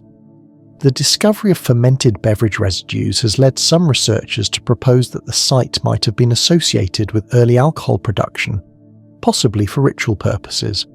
The astronomical alignments of various structures at Göbekli Tepe have attracted considerable attention from archaeoastronomers. Several enclosures appear to be oriented towards specific celestial events, such as the rising of particular stars or constellations. These alignments might have served calendrical functions, helping the builders track seasonal changes important for hunting, gathering, or early agricultural activities. The sophisticated astronomical knowledge implied by these alignments suggests that Göbekli Tepe's builders possessed mathematical and observational skills that were previously thought to have developed much later in human history. The social implications of Göbekli Tepe's construction are equally profound. Building and maintaining such a complex would have required unprecedented levels of cooperation and social organization among hunter-gatherer groups that were supposedly egalitarian and loosely organized. The site's existence suggests that complex social hierarchies, specialized labor roles, and centralized decision-making developed much earlier than conventional theories propose. The ability to mobilize and coordinate large workforces implies the existence of powerful leaders or institutions capable of organizing and directing collective efforts on an unprecedented scale. The artistic and symbolic sophistication displayed at Göbekli Tepe also challenges assumptions about the cognitive and cultural development of early humans. The complex iconography and consistent artistic styles suggest that the builders possessed sophisticated symbolic communication systems and shared mythological or religious narratives. The ability to conceive and execute such an ambitious architectural project implies advanced planning abilities and abstract thinking that rivals that of any later civilization. Recent discoveries at Göbekli Tepe continue to reveal new mysteries and challenge existing interpretations. Excavations have uncovered evidence of skull modification and possible human sacrifice, suggesting that the site might have been associated with more complex and possibly darker ritual practices than initially thought. The discovery of carved stone vessels, bone tools, and other artifacts provides insights into the daily lives and technological capabilities of the site's builders and users. The preservation and study of Göbekli Tepe face significant challenges due to the site's exposure to weathering and the enormous scale of the unexcavated remains. The Turkish government has invested heavily in protecting the site, including the construction of a massive shelter structure designed to protect the exposed monuments from the elements while allowing continued archaeological work and public access. UNESCO designated Göbekli Tepe as a World Heritage Site in 2018. recognizing its outstanding universal value and the need for international cooperation in its preservation and study. The ongoing excavation and analysis of Göbekli Tepe promise to yield new insights into the origins of human civilization for decades to come. Each new discovery adds pieces to the puzzle of how and why our ancestors made the transition from nomadic hunting and gathering to settled agricultural life, and what role religious and social institutions played in this fundamental transformation. The site serves as a reminder that human creativity, ambition, and organizational ability have ancient roots that extend far deeper into prehistory than we previously imagined. Göbekli Tepe stands as perhaps the most important archaeological discovery of the modern era, fundamentally altering our understanding of human development and the origins of civilization. It demonstrates that our ancestors were capable of remarkable achievements thousands of years before we thought such accomplishments were possible, and it suggests that the story of human progress is far more complex and fascinating than traditional narratives have portrayed. As excavations continue, and new technologies reveal additional secrets hidden within this ancient temple complex, Göbekli Tepe will undoubtedly continue to challenge our assumptions about the past and inspire new questions about the remarkable journey of human civilization. The implications of Göbekli Tepe extend far beyond archaeology, touching on fundamental questions about human nature, social organization, and spiritual development.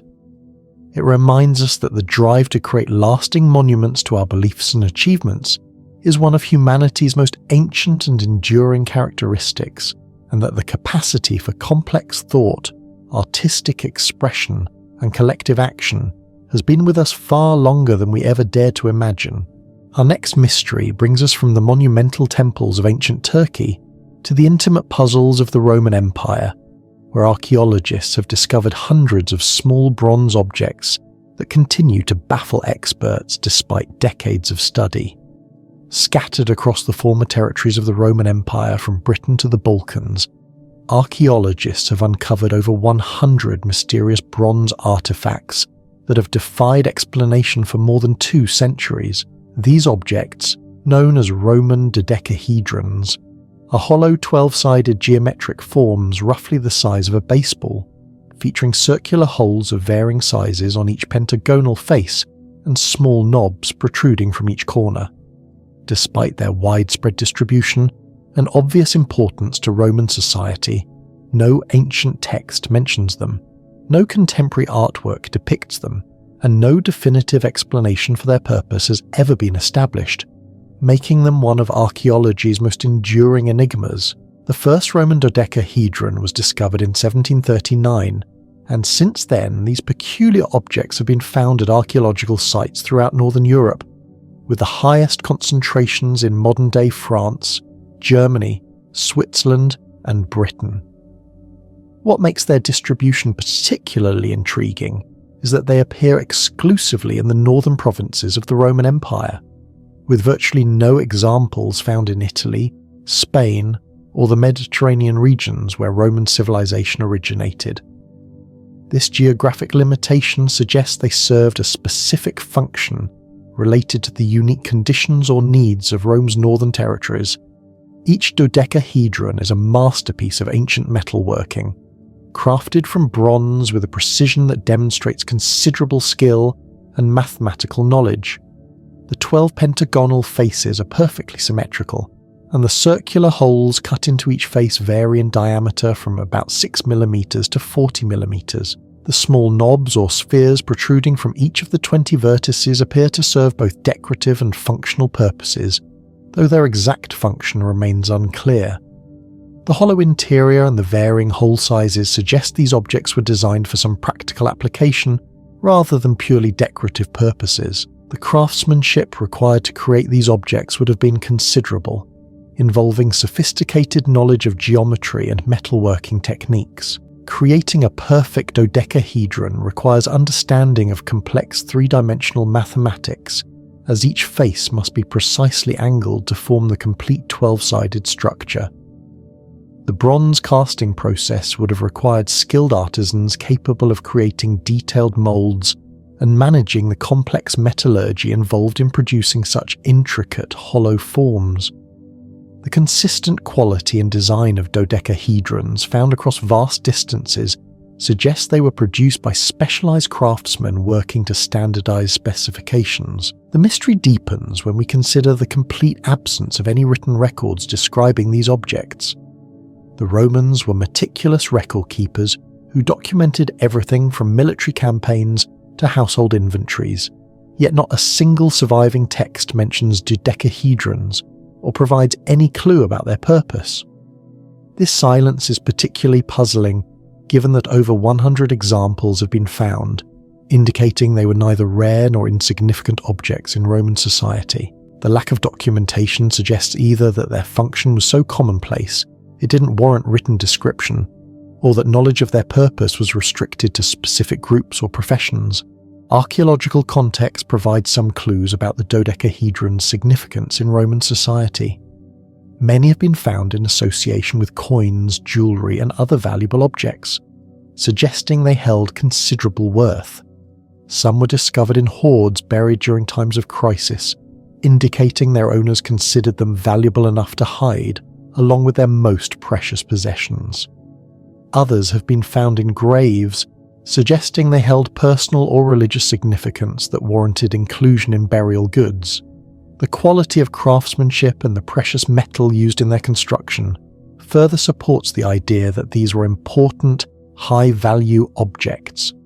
The dating of Roman dodecahedrons spans several centuries, with examples found in archaeological contexts ranging from the 2nd to 4th centuries CE.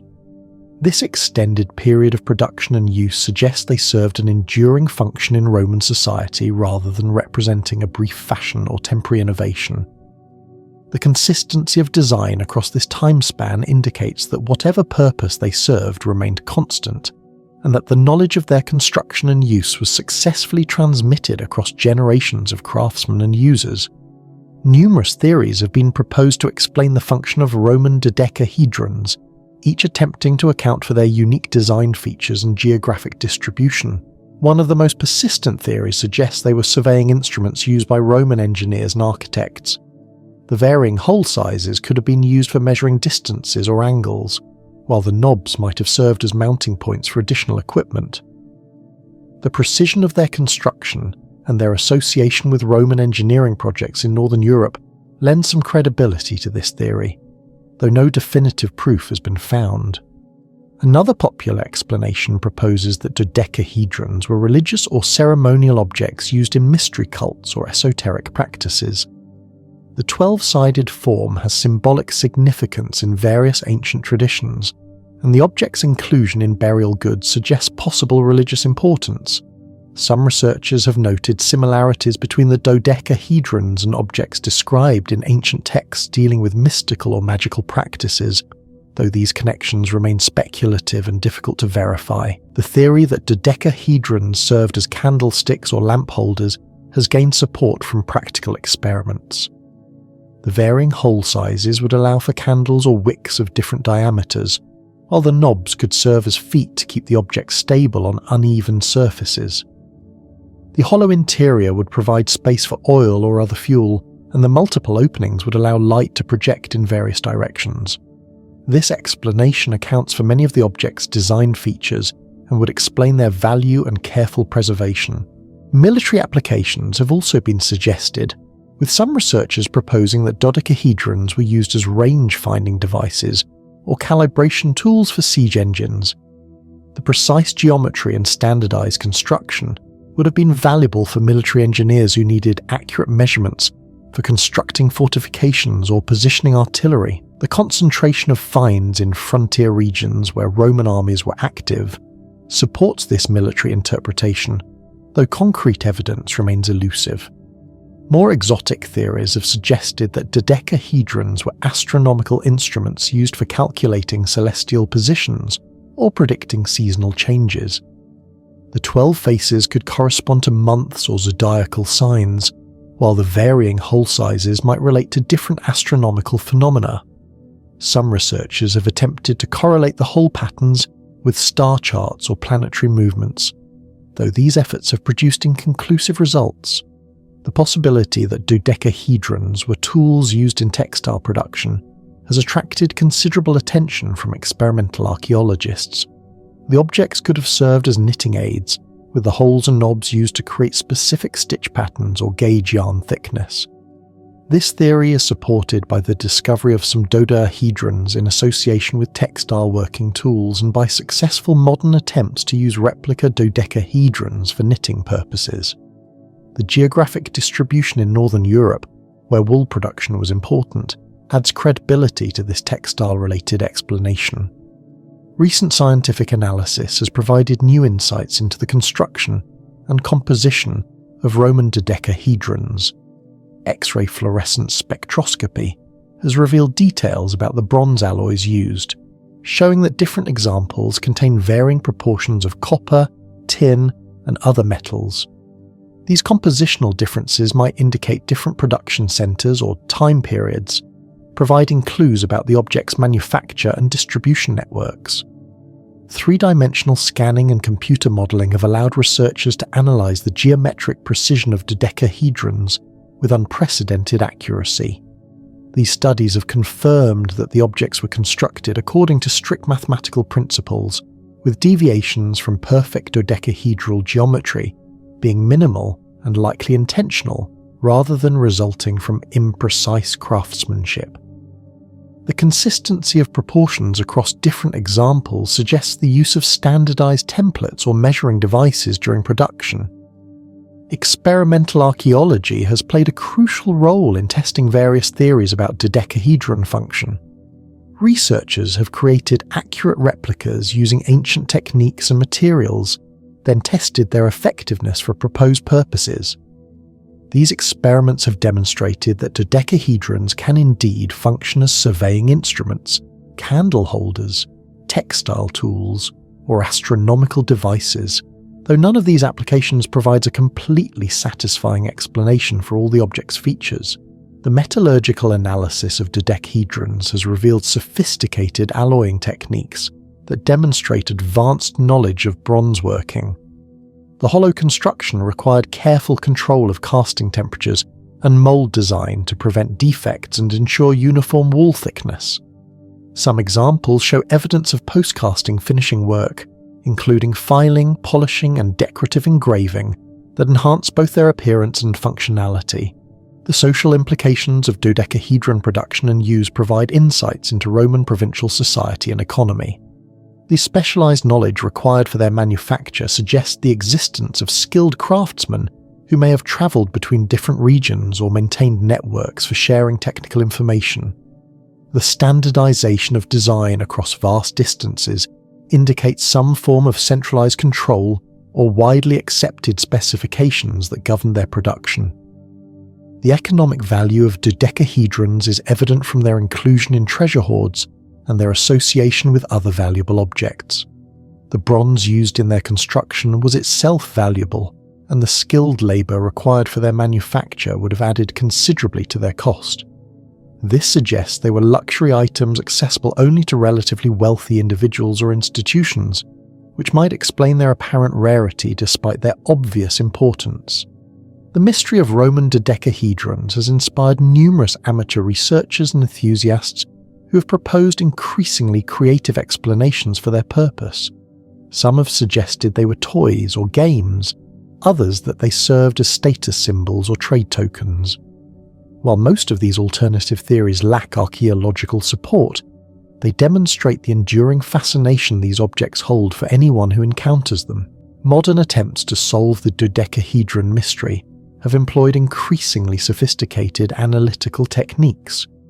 Neutron activation analysis has provided detailed information about trace elements in the bronze, potentially allowing researchers to identify ore sources and production centres. Microscopic examination has revealed details about manufacturing techniques and use-wear patterns that might indicate how the objects were employed. The conservation and study of Roman dodecahedrons face challenges due to their bronze construction, which is susceptible to corrosion and environmental damage.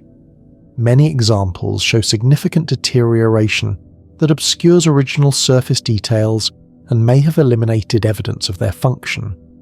Careful conservation work has revealed previously hidden features on some objects, including inscriptions and decorative elements that provide new clues about their purpose and significance.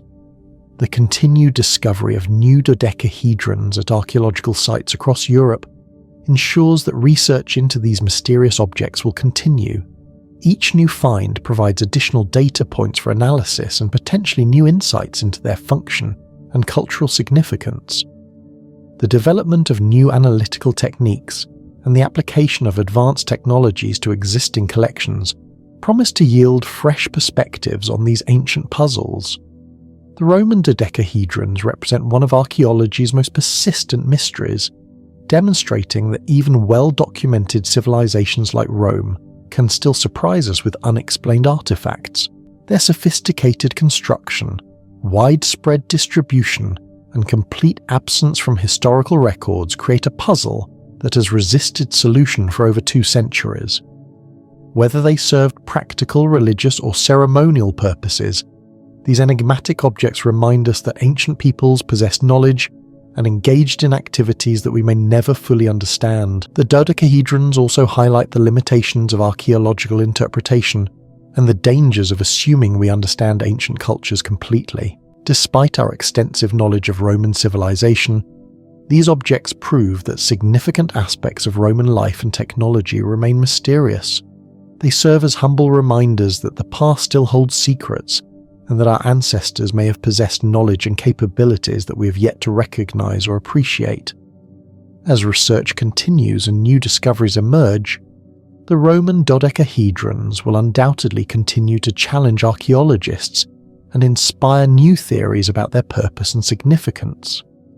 They stand as testament to the ingenuity and sophistication of ancient craftsmen and the enduring human capacity to create objects that transcend their immediate practical purpose to become lasting mysteries that capture the imagination across millennia. Our next mystery takes us from the precisely crafted bronze puzzles of Rome to the colossal stone monuments of ancient Lebanon, where engineering achievements dwarf even the most ambitious Roman construction projects. In the Bekaa Valley of Lebanon, approximately 65 kilometers northeast of Beirut, stands one of the most extraordinary archaeological sites in the world, a place where ancient builders accomplished feats of engineering that continue to baffle modern construction experts. Baalbek, known in antiquity as Heliopolis or City of the Sun, contains some of the largest worked stone blocks ever quarried and moved by human beings. These megalithic stones, some weighing over 800 tons each, were not only quarried with impossible precision, but somehow transported and lifted into position to form the foundation of temples that would challenge even today's most advanced construction equipment. The site of Baalbek has been continuously occupied for thousands of years, with evidence of settlement dating back to at least 9,000 years ago. However, the megalithic foundations that capture the world's attention were likely constructed during the Roman period, between the 1st and 3rd centuries CE, when Baalbek served as one of the empire's most important religious centres. Yet the scale and precision of these foundations suggest engineering capabilities that seem to transcend what we know about Roman construction techniques, leading some researchers to question whether these massive stones might represent the work of an even earlier, unknown civilization. The most famous and perplexing elements of Baalbek are the 3 colossal stone blocks known as the Trilithon, which form part of the western wall of the Jupiter Temple's foundation. Each of these limestone blocks measures approximately 19 meters long, 4 meters high, and 3.6 meters deep, weighing an estimated 750 to 800 tons each. To put this in perspective, these stones are roughly 3 times heavier than the largest blocks used in the Great Pyramid of Giza and dwarf the massive stones of Stonehenge. The precision with which these blocks were cut and fitted together is extraordinary. The joints between them are so tight that a knife blade cannot be inserted between the stones. Even more remarkable is the Stone of the Pregnant Woman, or Hajar el-Hibla, which remains in the ancient quarry about 900 meters from the main temple complex. This partially extracted monolith measures approximately 21.5 meters long, 4.8 meters wide, and 4.2 meters high, with an estimated weight of over 1,000 tons, making it one of the largest worked stone blocks in the world. The stone shows clear evidence of having been deliberately shaped and prepared for transport, with precisely cut edges and a smooth surface that demonstrates the quarryman's incredible skill. Yet it remains in the quarry, abandoned for reasons we can only speculate about. In 2014, archaeologists discovered an even larger stone block in the same quarry, dubbed the Stone of the South, or Hajar el-Qibli. This massive monolith measures approximately 19.6 meters long, 6 meters wide and at least 5.5 meters high, with an estimated weight exceeding 1,650 tons. Like the stone of the pregnant woman, this block shows evidence of careful preparation and shaping, but was never moved from its quarry location. The discovery of this enormous stone block has only deepened the mystery of how ancient builders intended to transport and position such massive weights. The engineering challenges presented by the Baalbek megaliths are staggering by any standard, ancient or modern.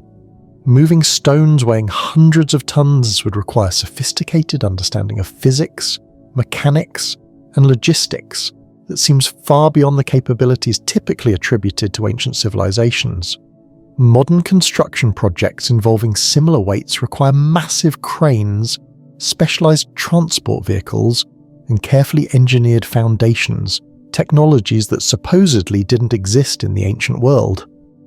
The quarrying process itself represents a remarkable achievement in ancient stoneworking.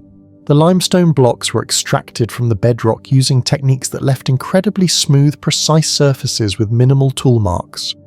The quarrymen somehow managed to cut through solid rock with perfect straight lines and right angles, creating blocks with tolerances that would be impressive even by modern standards. The absence of significant tool marks suggests either the use of extremely advanced cutting techniques or tools that have left no archaeological trace. The transportation of the completed blocks from quarry to construction site presents perhaps the greatest puzzle. The route from the quarry to the temple complex involves traversing nearly a kilometre of varied terrain, including slopes and uneven ground that would challenge even modern heavy transport equipment. Ancient engineers would have needed to create a roadway capable of supporting weights exceeding 800 tons, along with whatever transport mechanism they employed to move the stones. Various theories have been proposed to explain how these massive blocks might have been transported. Some researchers suggest the use of enormous wooden rollers, though the size and weight of the stones would have required rollers of unprecedented dimensions that would have been difficult to obtain and manage.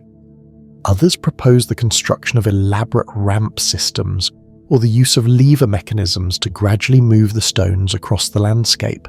However, none of these proposed methods adequately explains how ancient builders overcame the immense technical challenges involved. The lifting and positioning of the trilithon blocks presents equally daunting engineering problems.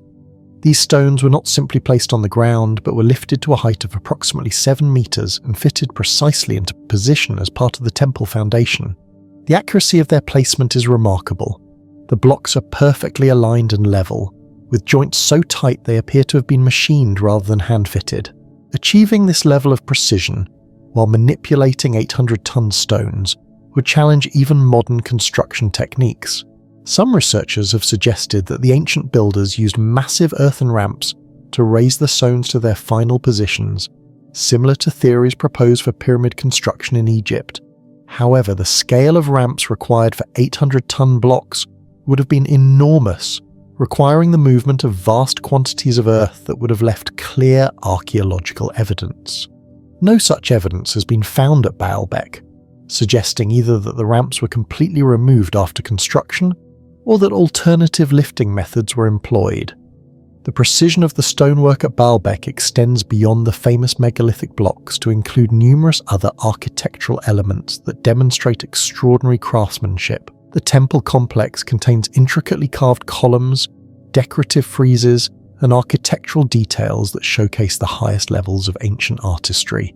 The combination of massive structural elements with delicate decorative work suggests a construction project that employed both brute engineering force and refined artistic sensibility. The cultural and historical context of Baalbek provides some clues about the motivations behind such an ambitious construction project. During the Roman period, Baalbek served as a major religious centre dedicated to Jupiter, Venus and Mercury, attracting pilgrims from across the empire.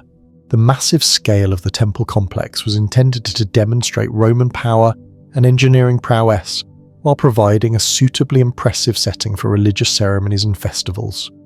The investment of enormous resources in the project reflects both the site's religious importance and Rome's desire to create lasting monuments to imperial glory. However, some researchers question whether the megalithic foundations are entirely Roman in origin. The construction techniques and scale of the largest blocks differ significantly from typical Roman building methods, which generally employed smaller, more manageable stone blocks. Some theories suggest that the megalithic foundations might represent the work of an earlier civilization, with the Romans building their temples on top of pre-existing structures. This would explain the apparent technological discontinuity between the massive foundation blocks and the more conventional Roman architecture built upon them. Archaeological evidence from Baalbek spans multiple historical periods, with artifacts and structural remains dating from prehistoric times through the Islamic period. The site's long history of occupation makes it difficult to determine precisely when different elements of the construction were completed and by whom. The megalithic foundations could potentially date to any period from the Bronze Age through the Roman era, though most mainstream archaeologists favour a Roman date based on the overall architectural context. The tools and techniques used to create the Baalbek megaliths remain largely mysterious. The precision of the stonework suggests the use of advanced cutting and measuring instruments, yet no archaeological evidence of such tools has been found. The smooth surfaces and perfect angles achieved by the ancient quarrymen imply either exceptional skill with conventional tools or the use of unknown technologies that have left no trace in the archaeological record. Modern attempts to understand the construction techniques have involved detailed analysis of the stone surfaces and tool marks. Microscopic examination has revealed evidence of the cutting methods used, though the results have been inconclusive about the specific tools employed. Some researchers have identified patterns that suggest the use of saws or other cutting implements, while others argue that the evidence points to more conventional chiseling and pecking techniques applied with extraordinary skill and patience. The logistics of the Baalbek construction project would have been staggering by the ancient standards. Quarrying, transporting, and positioning the megalithic blocks would have required the coordinated efforts of thousands of workers over extended periods. The project would have demanded enormous resources, including specialized tools, transport equipment, and provisions for the workforce. The ability to organize and sustain such a massive undertaking speaks to sophisticated administrative and engineering capabilities that challenge our understanding of ancient organizational abilities. Recent technological advances have provided new tools for studying the Baalbek megaliths. Three-dimensional laser scanning has created precise digital models of the stone blocks, allowing researchers to analyze their geometry and construction with unprecedented accuracy. Ground-penetrating radar has been used to investigate the foundations and search for hidden chambers or structural elements. These modern techniques continue to reveal new details about the construction methods and may eventually help solve some of the site's enduring mysteries. The preservation of the Baalbek megaliths faces ongoing challenges from environmental factors, seismic activity, and human interference. Lebanon's location in a seismically active region poses particular risks to the ancient structures, as earthquakes could potentially damage or destroy these irreplaceable monuments. Conservation efforts have focused on stabilizing the existing structures and protecting them from further deterioration, though the massive scale of the stones makes traditional conservation techniques difficult to apply. The mystery of Baalbek has inspired numerous alternative theories and speculative explanations that go far beyond mainstream archaeological interpretation. Some researchers have proposed that the megaliths were created using lost ancient technologies, including advanced machinery or construction techniques that were subsequently forgotten. Others have suggested extraterrestrial involvement, arguing that the scale and precision of the construction exceed human capabilities. While these theories lack credible evidence, they reflect the profound sense of wonder and puzzlement that the Baalbek megaliths inspire in anyone who encounters them. The economic implications of the Baalbek construction project would have been enormous for the ancient world. The resources required to quarry, transport and position such massive stones would have represented a significant portion of the regional economy's output. The project would have required not only vast amounts of human labour, but also specialised equipment, tools and materials that would have been expensive to obtain and maintain. The willingness to invest such resources in a single construction project speaks to the extraordinary importance placed on the site by its builders. The influence of Baalbek on subsequent architecture and engineering is difficult to assess, as no other ancient sites demonstrate similar megalithic construction techniques.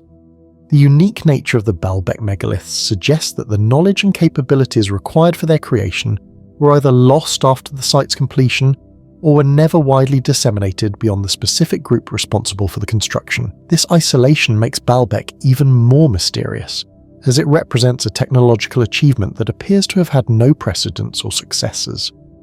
Modern engineering analysis of the Baalbek megaliths has confirmed that moving and positioning such massive stones would challenge even contemporary construction capabilities. The largest mobile cranes available today have lifting capacities that approach but do not significantly exceed the weights of the largest Baalbek stones. This means that replicating the ancient achievement would require careful planning and specialized equipment, even with modern technology, making the ancient accomplishment all the more remarkable. The Baalbek megaliths stand as one of the most impressive examples of ancient engineering achievement, demonstrating capabilities that continue to challenge our understanding of what was possible in the pre-modern world. Whether they represent the pinnacle of Roman engineering prowess or the work of an even earlier unknown civilization, these massive stones remind us that our ancestors were capable of accomplishments that still inspire awe and wonder today. The precision, scale and technical sophistication of the Baalbek construction project force us to reconsider our assumptions about ancient capabilities and acknowledge that the true extent of human achievement in antiquity may be far greater than we have ever imagined. As research continues and new technologies provide fresh insights into these ancient monuments, the Baalbek megaliths will undoubtedly continue to challenge archaeologists and engineers while inspiring new questions about the remarkable ingenuity and ambition of our ancestors. They serve as lasting testimony to the human capacity for creating monuments that transcend their immediate purpose to become enduring symbols of achievement that capture the imagination across millennia. Our next mystery transports us from the massive stone monuments of Lebanon to the delicate clay figurines of ancient Japan, where archaeologists have uncovered artifacts that challenge our understanding of cultural connections across vast distances and time periods.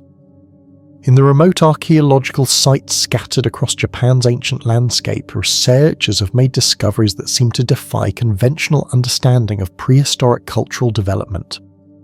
Among the pottery shards and stone tools typical of Japan's Jomon period, archaeologists have uncovered hundreds of small clay figurines that bear an uncanny resemblance to mysterious artifacts found thousands of miles away in ancient Mesopotamia. These enigmatic objects, often referred to as the Japanese Ubaid lizard figurines, due to their striking similarity to the reptilian-headed statues discovered at Ubaid sites in Iraq, date back approximately 3,000 years and present one of archaeology's most perplexing puzzles of apparent cultural connection across impossible distances.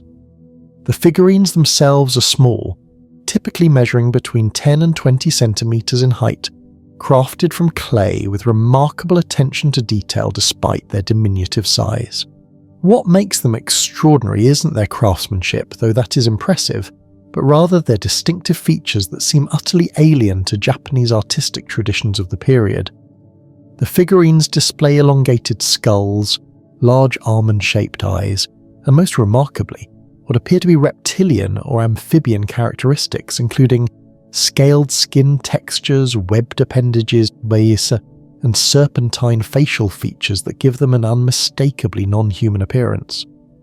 The most striking aspect of these Japanese figurines is their apparent similarity to the famous Ubaid lizard people statues discovered at Tel al-Ubaid and other Mesopotamian sites dating to approximately 5000 to 4000 BCE. The Mesopotamian figurines, found in what is now southern Iraq, display similar reptilian characteristics, elongated skulls, and non-human features that have puzzled archaeologists since their discovery in the early 20th century. The resemblance between the Japanese and Mesopotamian artifacts is so pronounced that some researchers have suggested they represent the same cultural or mythological tradition, despite being separated by thousands of miles and potentially thousands of years. The discovery of these figurines in Japan has raised fundamental questions about prehistoric cultural connections and the transmission of artistic and religious ideas across vast distances. During the period when these Japanese figurines were created, around 1000 BCE, there was supposedly no significant contact between Japan and Mesopotamia. The conventional understanding of ancient history suggests that Japan remained largely isolated from continental influences until much later periods, making the apparent similarity between Japanese and Mesopotamian artifacts deeply puzzling. The archaeological context of the Japanese figurines provides few clues about their purpose or significance. They have been found at various Jomon period sites across Japan, often in association with other ritual or ceremonial objects including pottery vessels, stone tools, and burial goods. Some figurines were discovered in what appear to be shrine-like settings, suggesting they held religious or spiritual significance for their creators. Others were found in domestic contexts, indicating they may have served as household protective objects or personal talismans. The craftsmanship of the Japanese figurines demonstrates sophisticated ceramic techniques that were well developed during the Jomon period. The clay was carefully prepared and fired at temperatures that ensured durability, while the surface details were applied with precision using various tools and techniques. Some figurines show evidence of paint or other surface treatments that have largely disappeared over time, suggesting they were originally more colourful and visually striking than their current weathered appearance indicates. The reptilian characteristics of the figurines have sparked intense debate among researchers about their intended meaning and cultural significance. Some scholars interpret them as representations of mythological beings or spirits associated with water, fertility, or the underworld, drawing parallels to serpent and dragon imagery found in many ancient cultures. The association with water creatures would make sense in the context of Japan's island geography and the importance of marine resources to Jomon period communities. Alternative interpretations suggest the figurines might represent shamanic transformation imagery, depicting human figures in the process of assuming animal or spirit forms during religious rituals. This interpretation aligns with ethnographic evidence from various cultures where shamans are believed to transform into animal spirits during trance states or ceremonial practices. The non-human features of the figurines could represent this transformational process rather than depicting actual reptilian beings.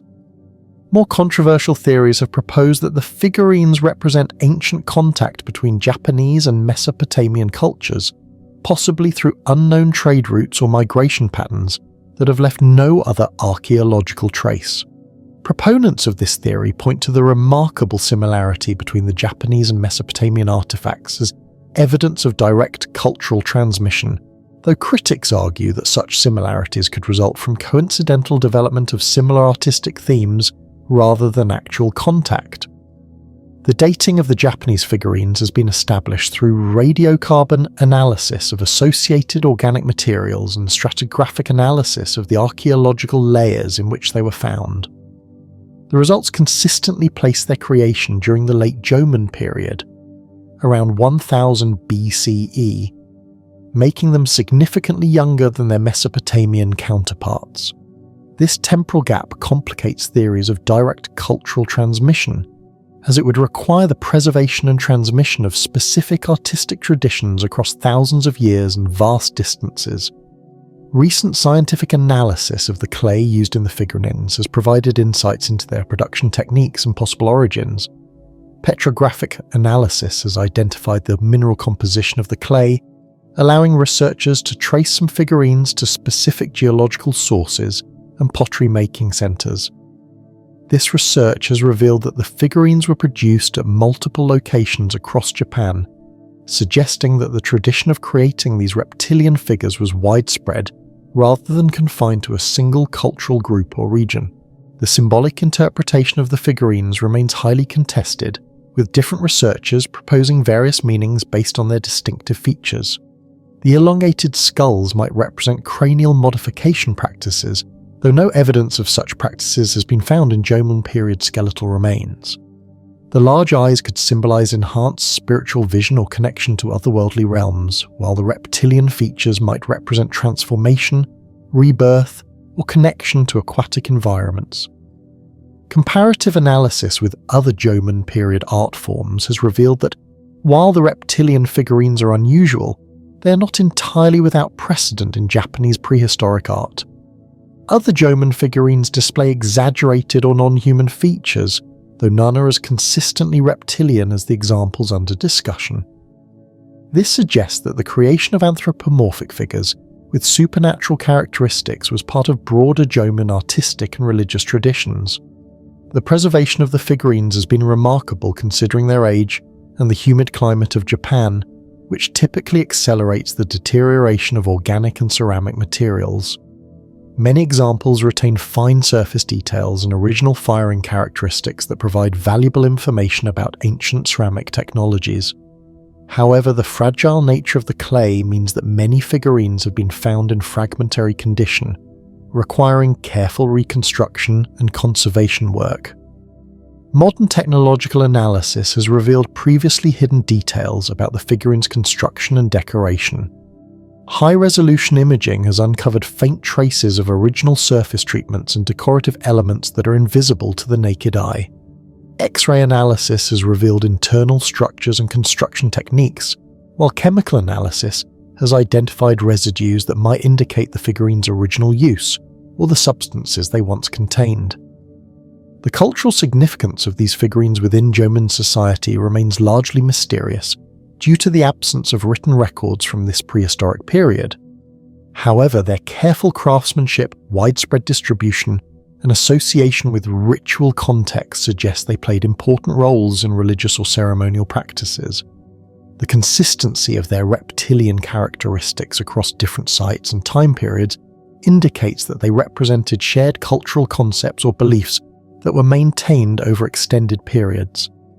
The mystery of the Japanese lizard figurines has attracted attention from researchers studying ancient cultural connections and the diffusion of artistic and religious ideas. While most mainstream archaeologists remain skeptical of theories proposing direct contact between ancient Japan and Mesopotamia, the remarkable similarities between the figurines continue to challenge conventional understanding of prehistoric cultural development and isolation. The ongoing study of these enigmatic artifacts employs increasingly sophisticated techniques to extract new information about their creation, use, and cultural significance. As new examples are discovered and existing collections are reanalyzed using advanced technologies, our understanding of these mysterious figurines and their place in ancient Japanese culture continues to evolve. The Japanese lizard figurines represent one of archaeology's most intriguing puzzles, challenging our assumptions about cultural isolation, artistic development, and the transmission of ideas in the ancient world. Whether they represent independent development of similar artistic themes, evidence of unknown cultural connections, or something else entirely, these small clay figures continue to capture the imagination of researchers and the public alike. They serve as reminders that the prehistoric world may have been far more connected and complex than we currently understand, and that ancient peoples were capable of creating art that transcends cultural boundaries to speak to universal human experiences and beliefs. As research continues and new discoveries emerge, the mystery of Japan's ancient lizard figurines will undoubtedly continue to challenge archaeologists and inspire new theories about the remarkable complexity and interconnectedness of the ancient world. If these ancient mysteries left you questioning everything you thought you knew about our past, make sure to hit that like button and subscribe for more incredible discoveries that challenge conventional history, and let me know in the comments below which mystery intrigued you the most, and I'll see you in the next video.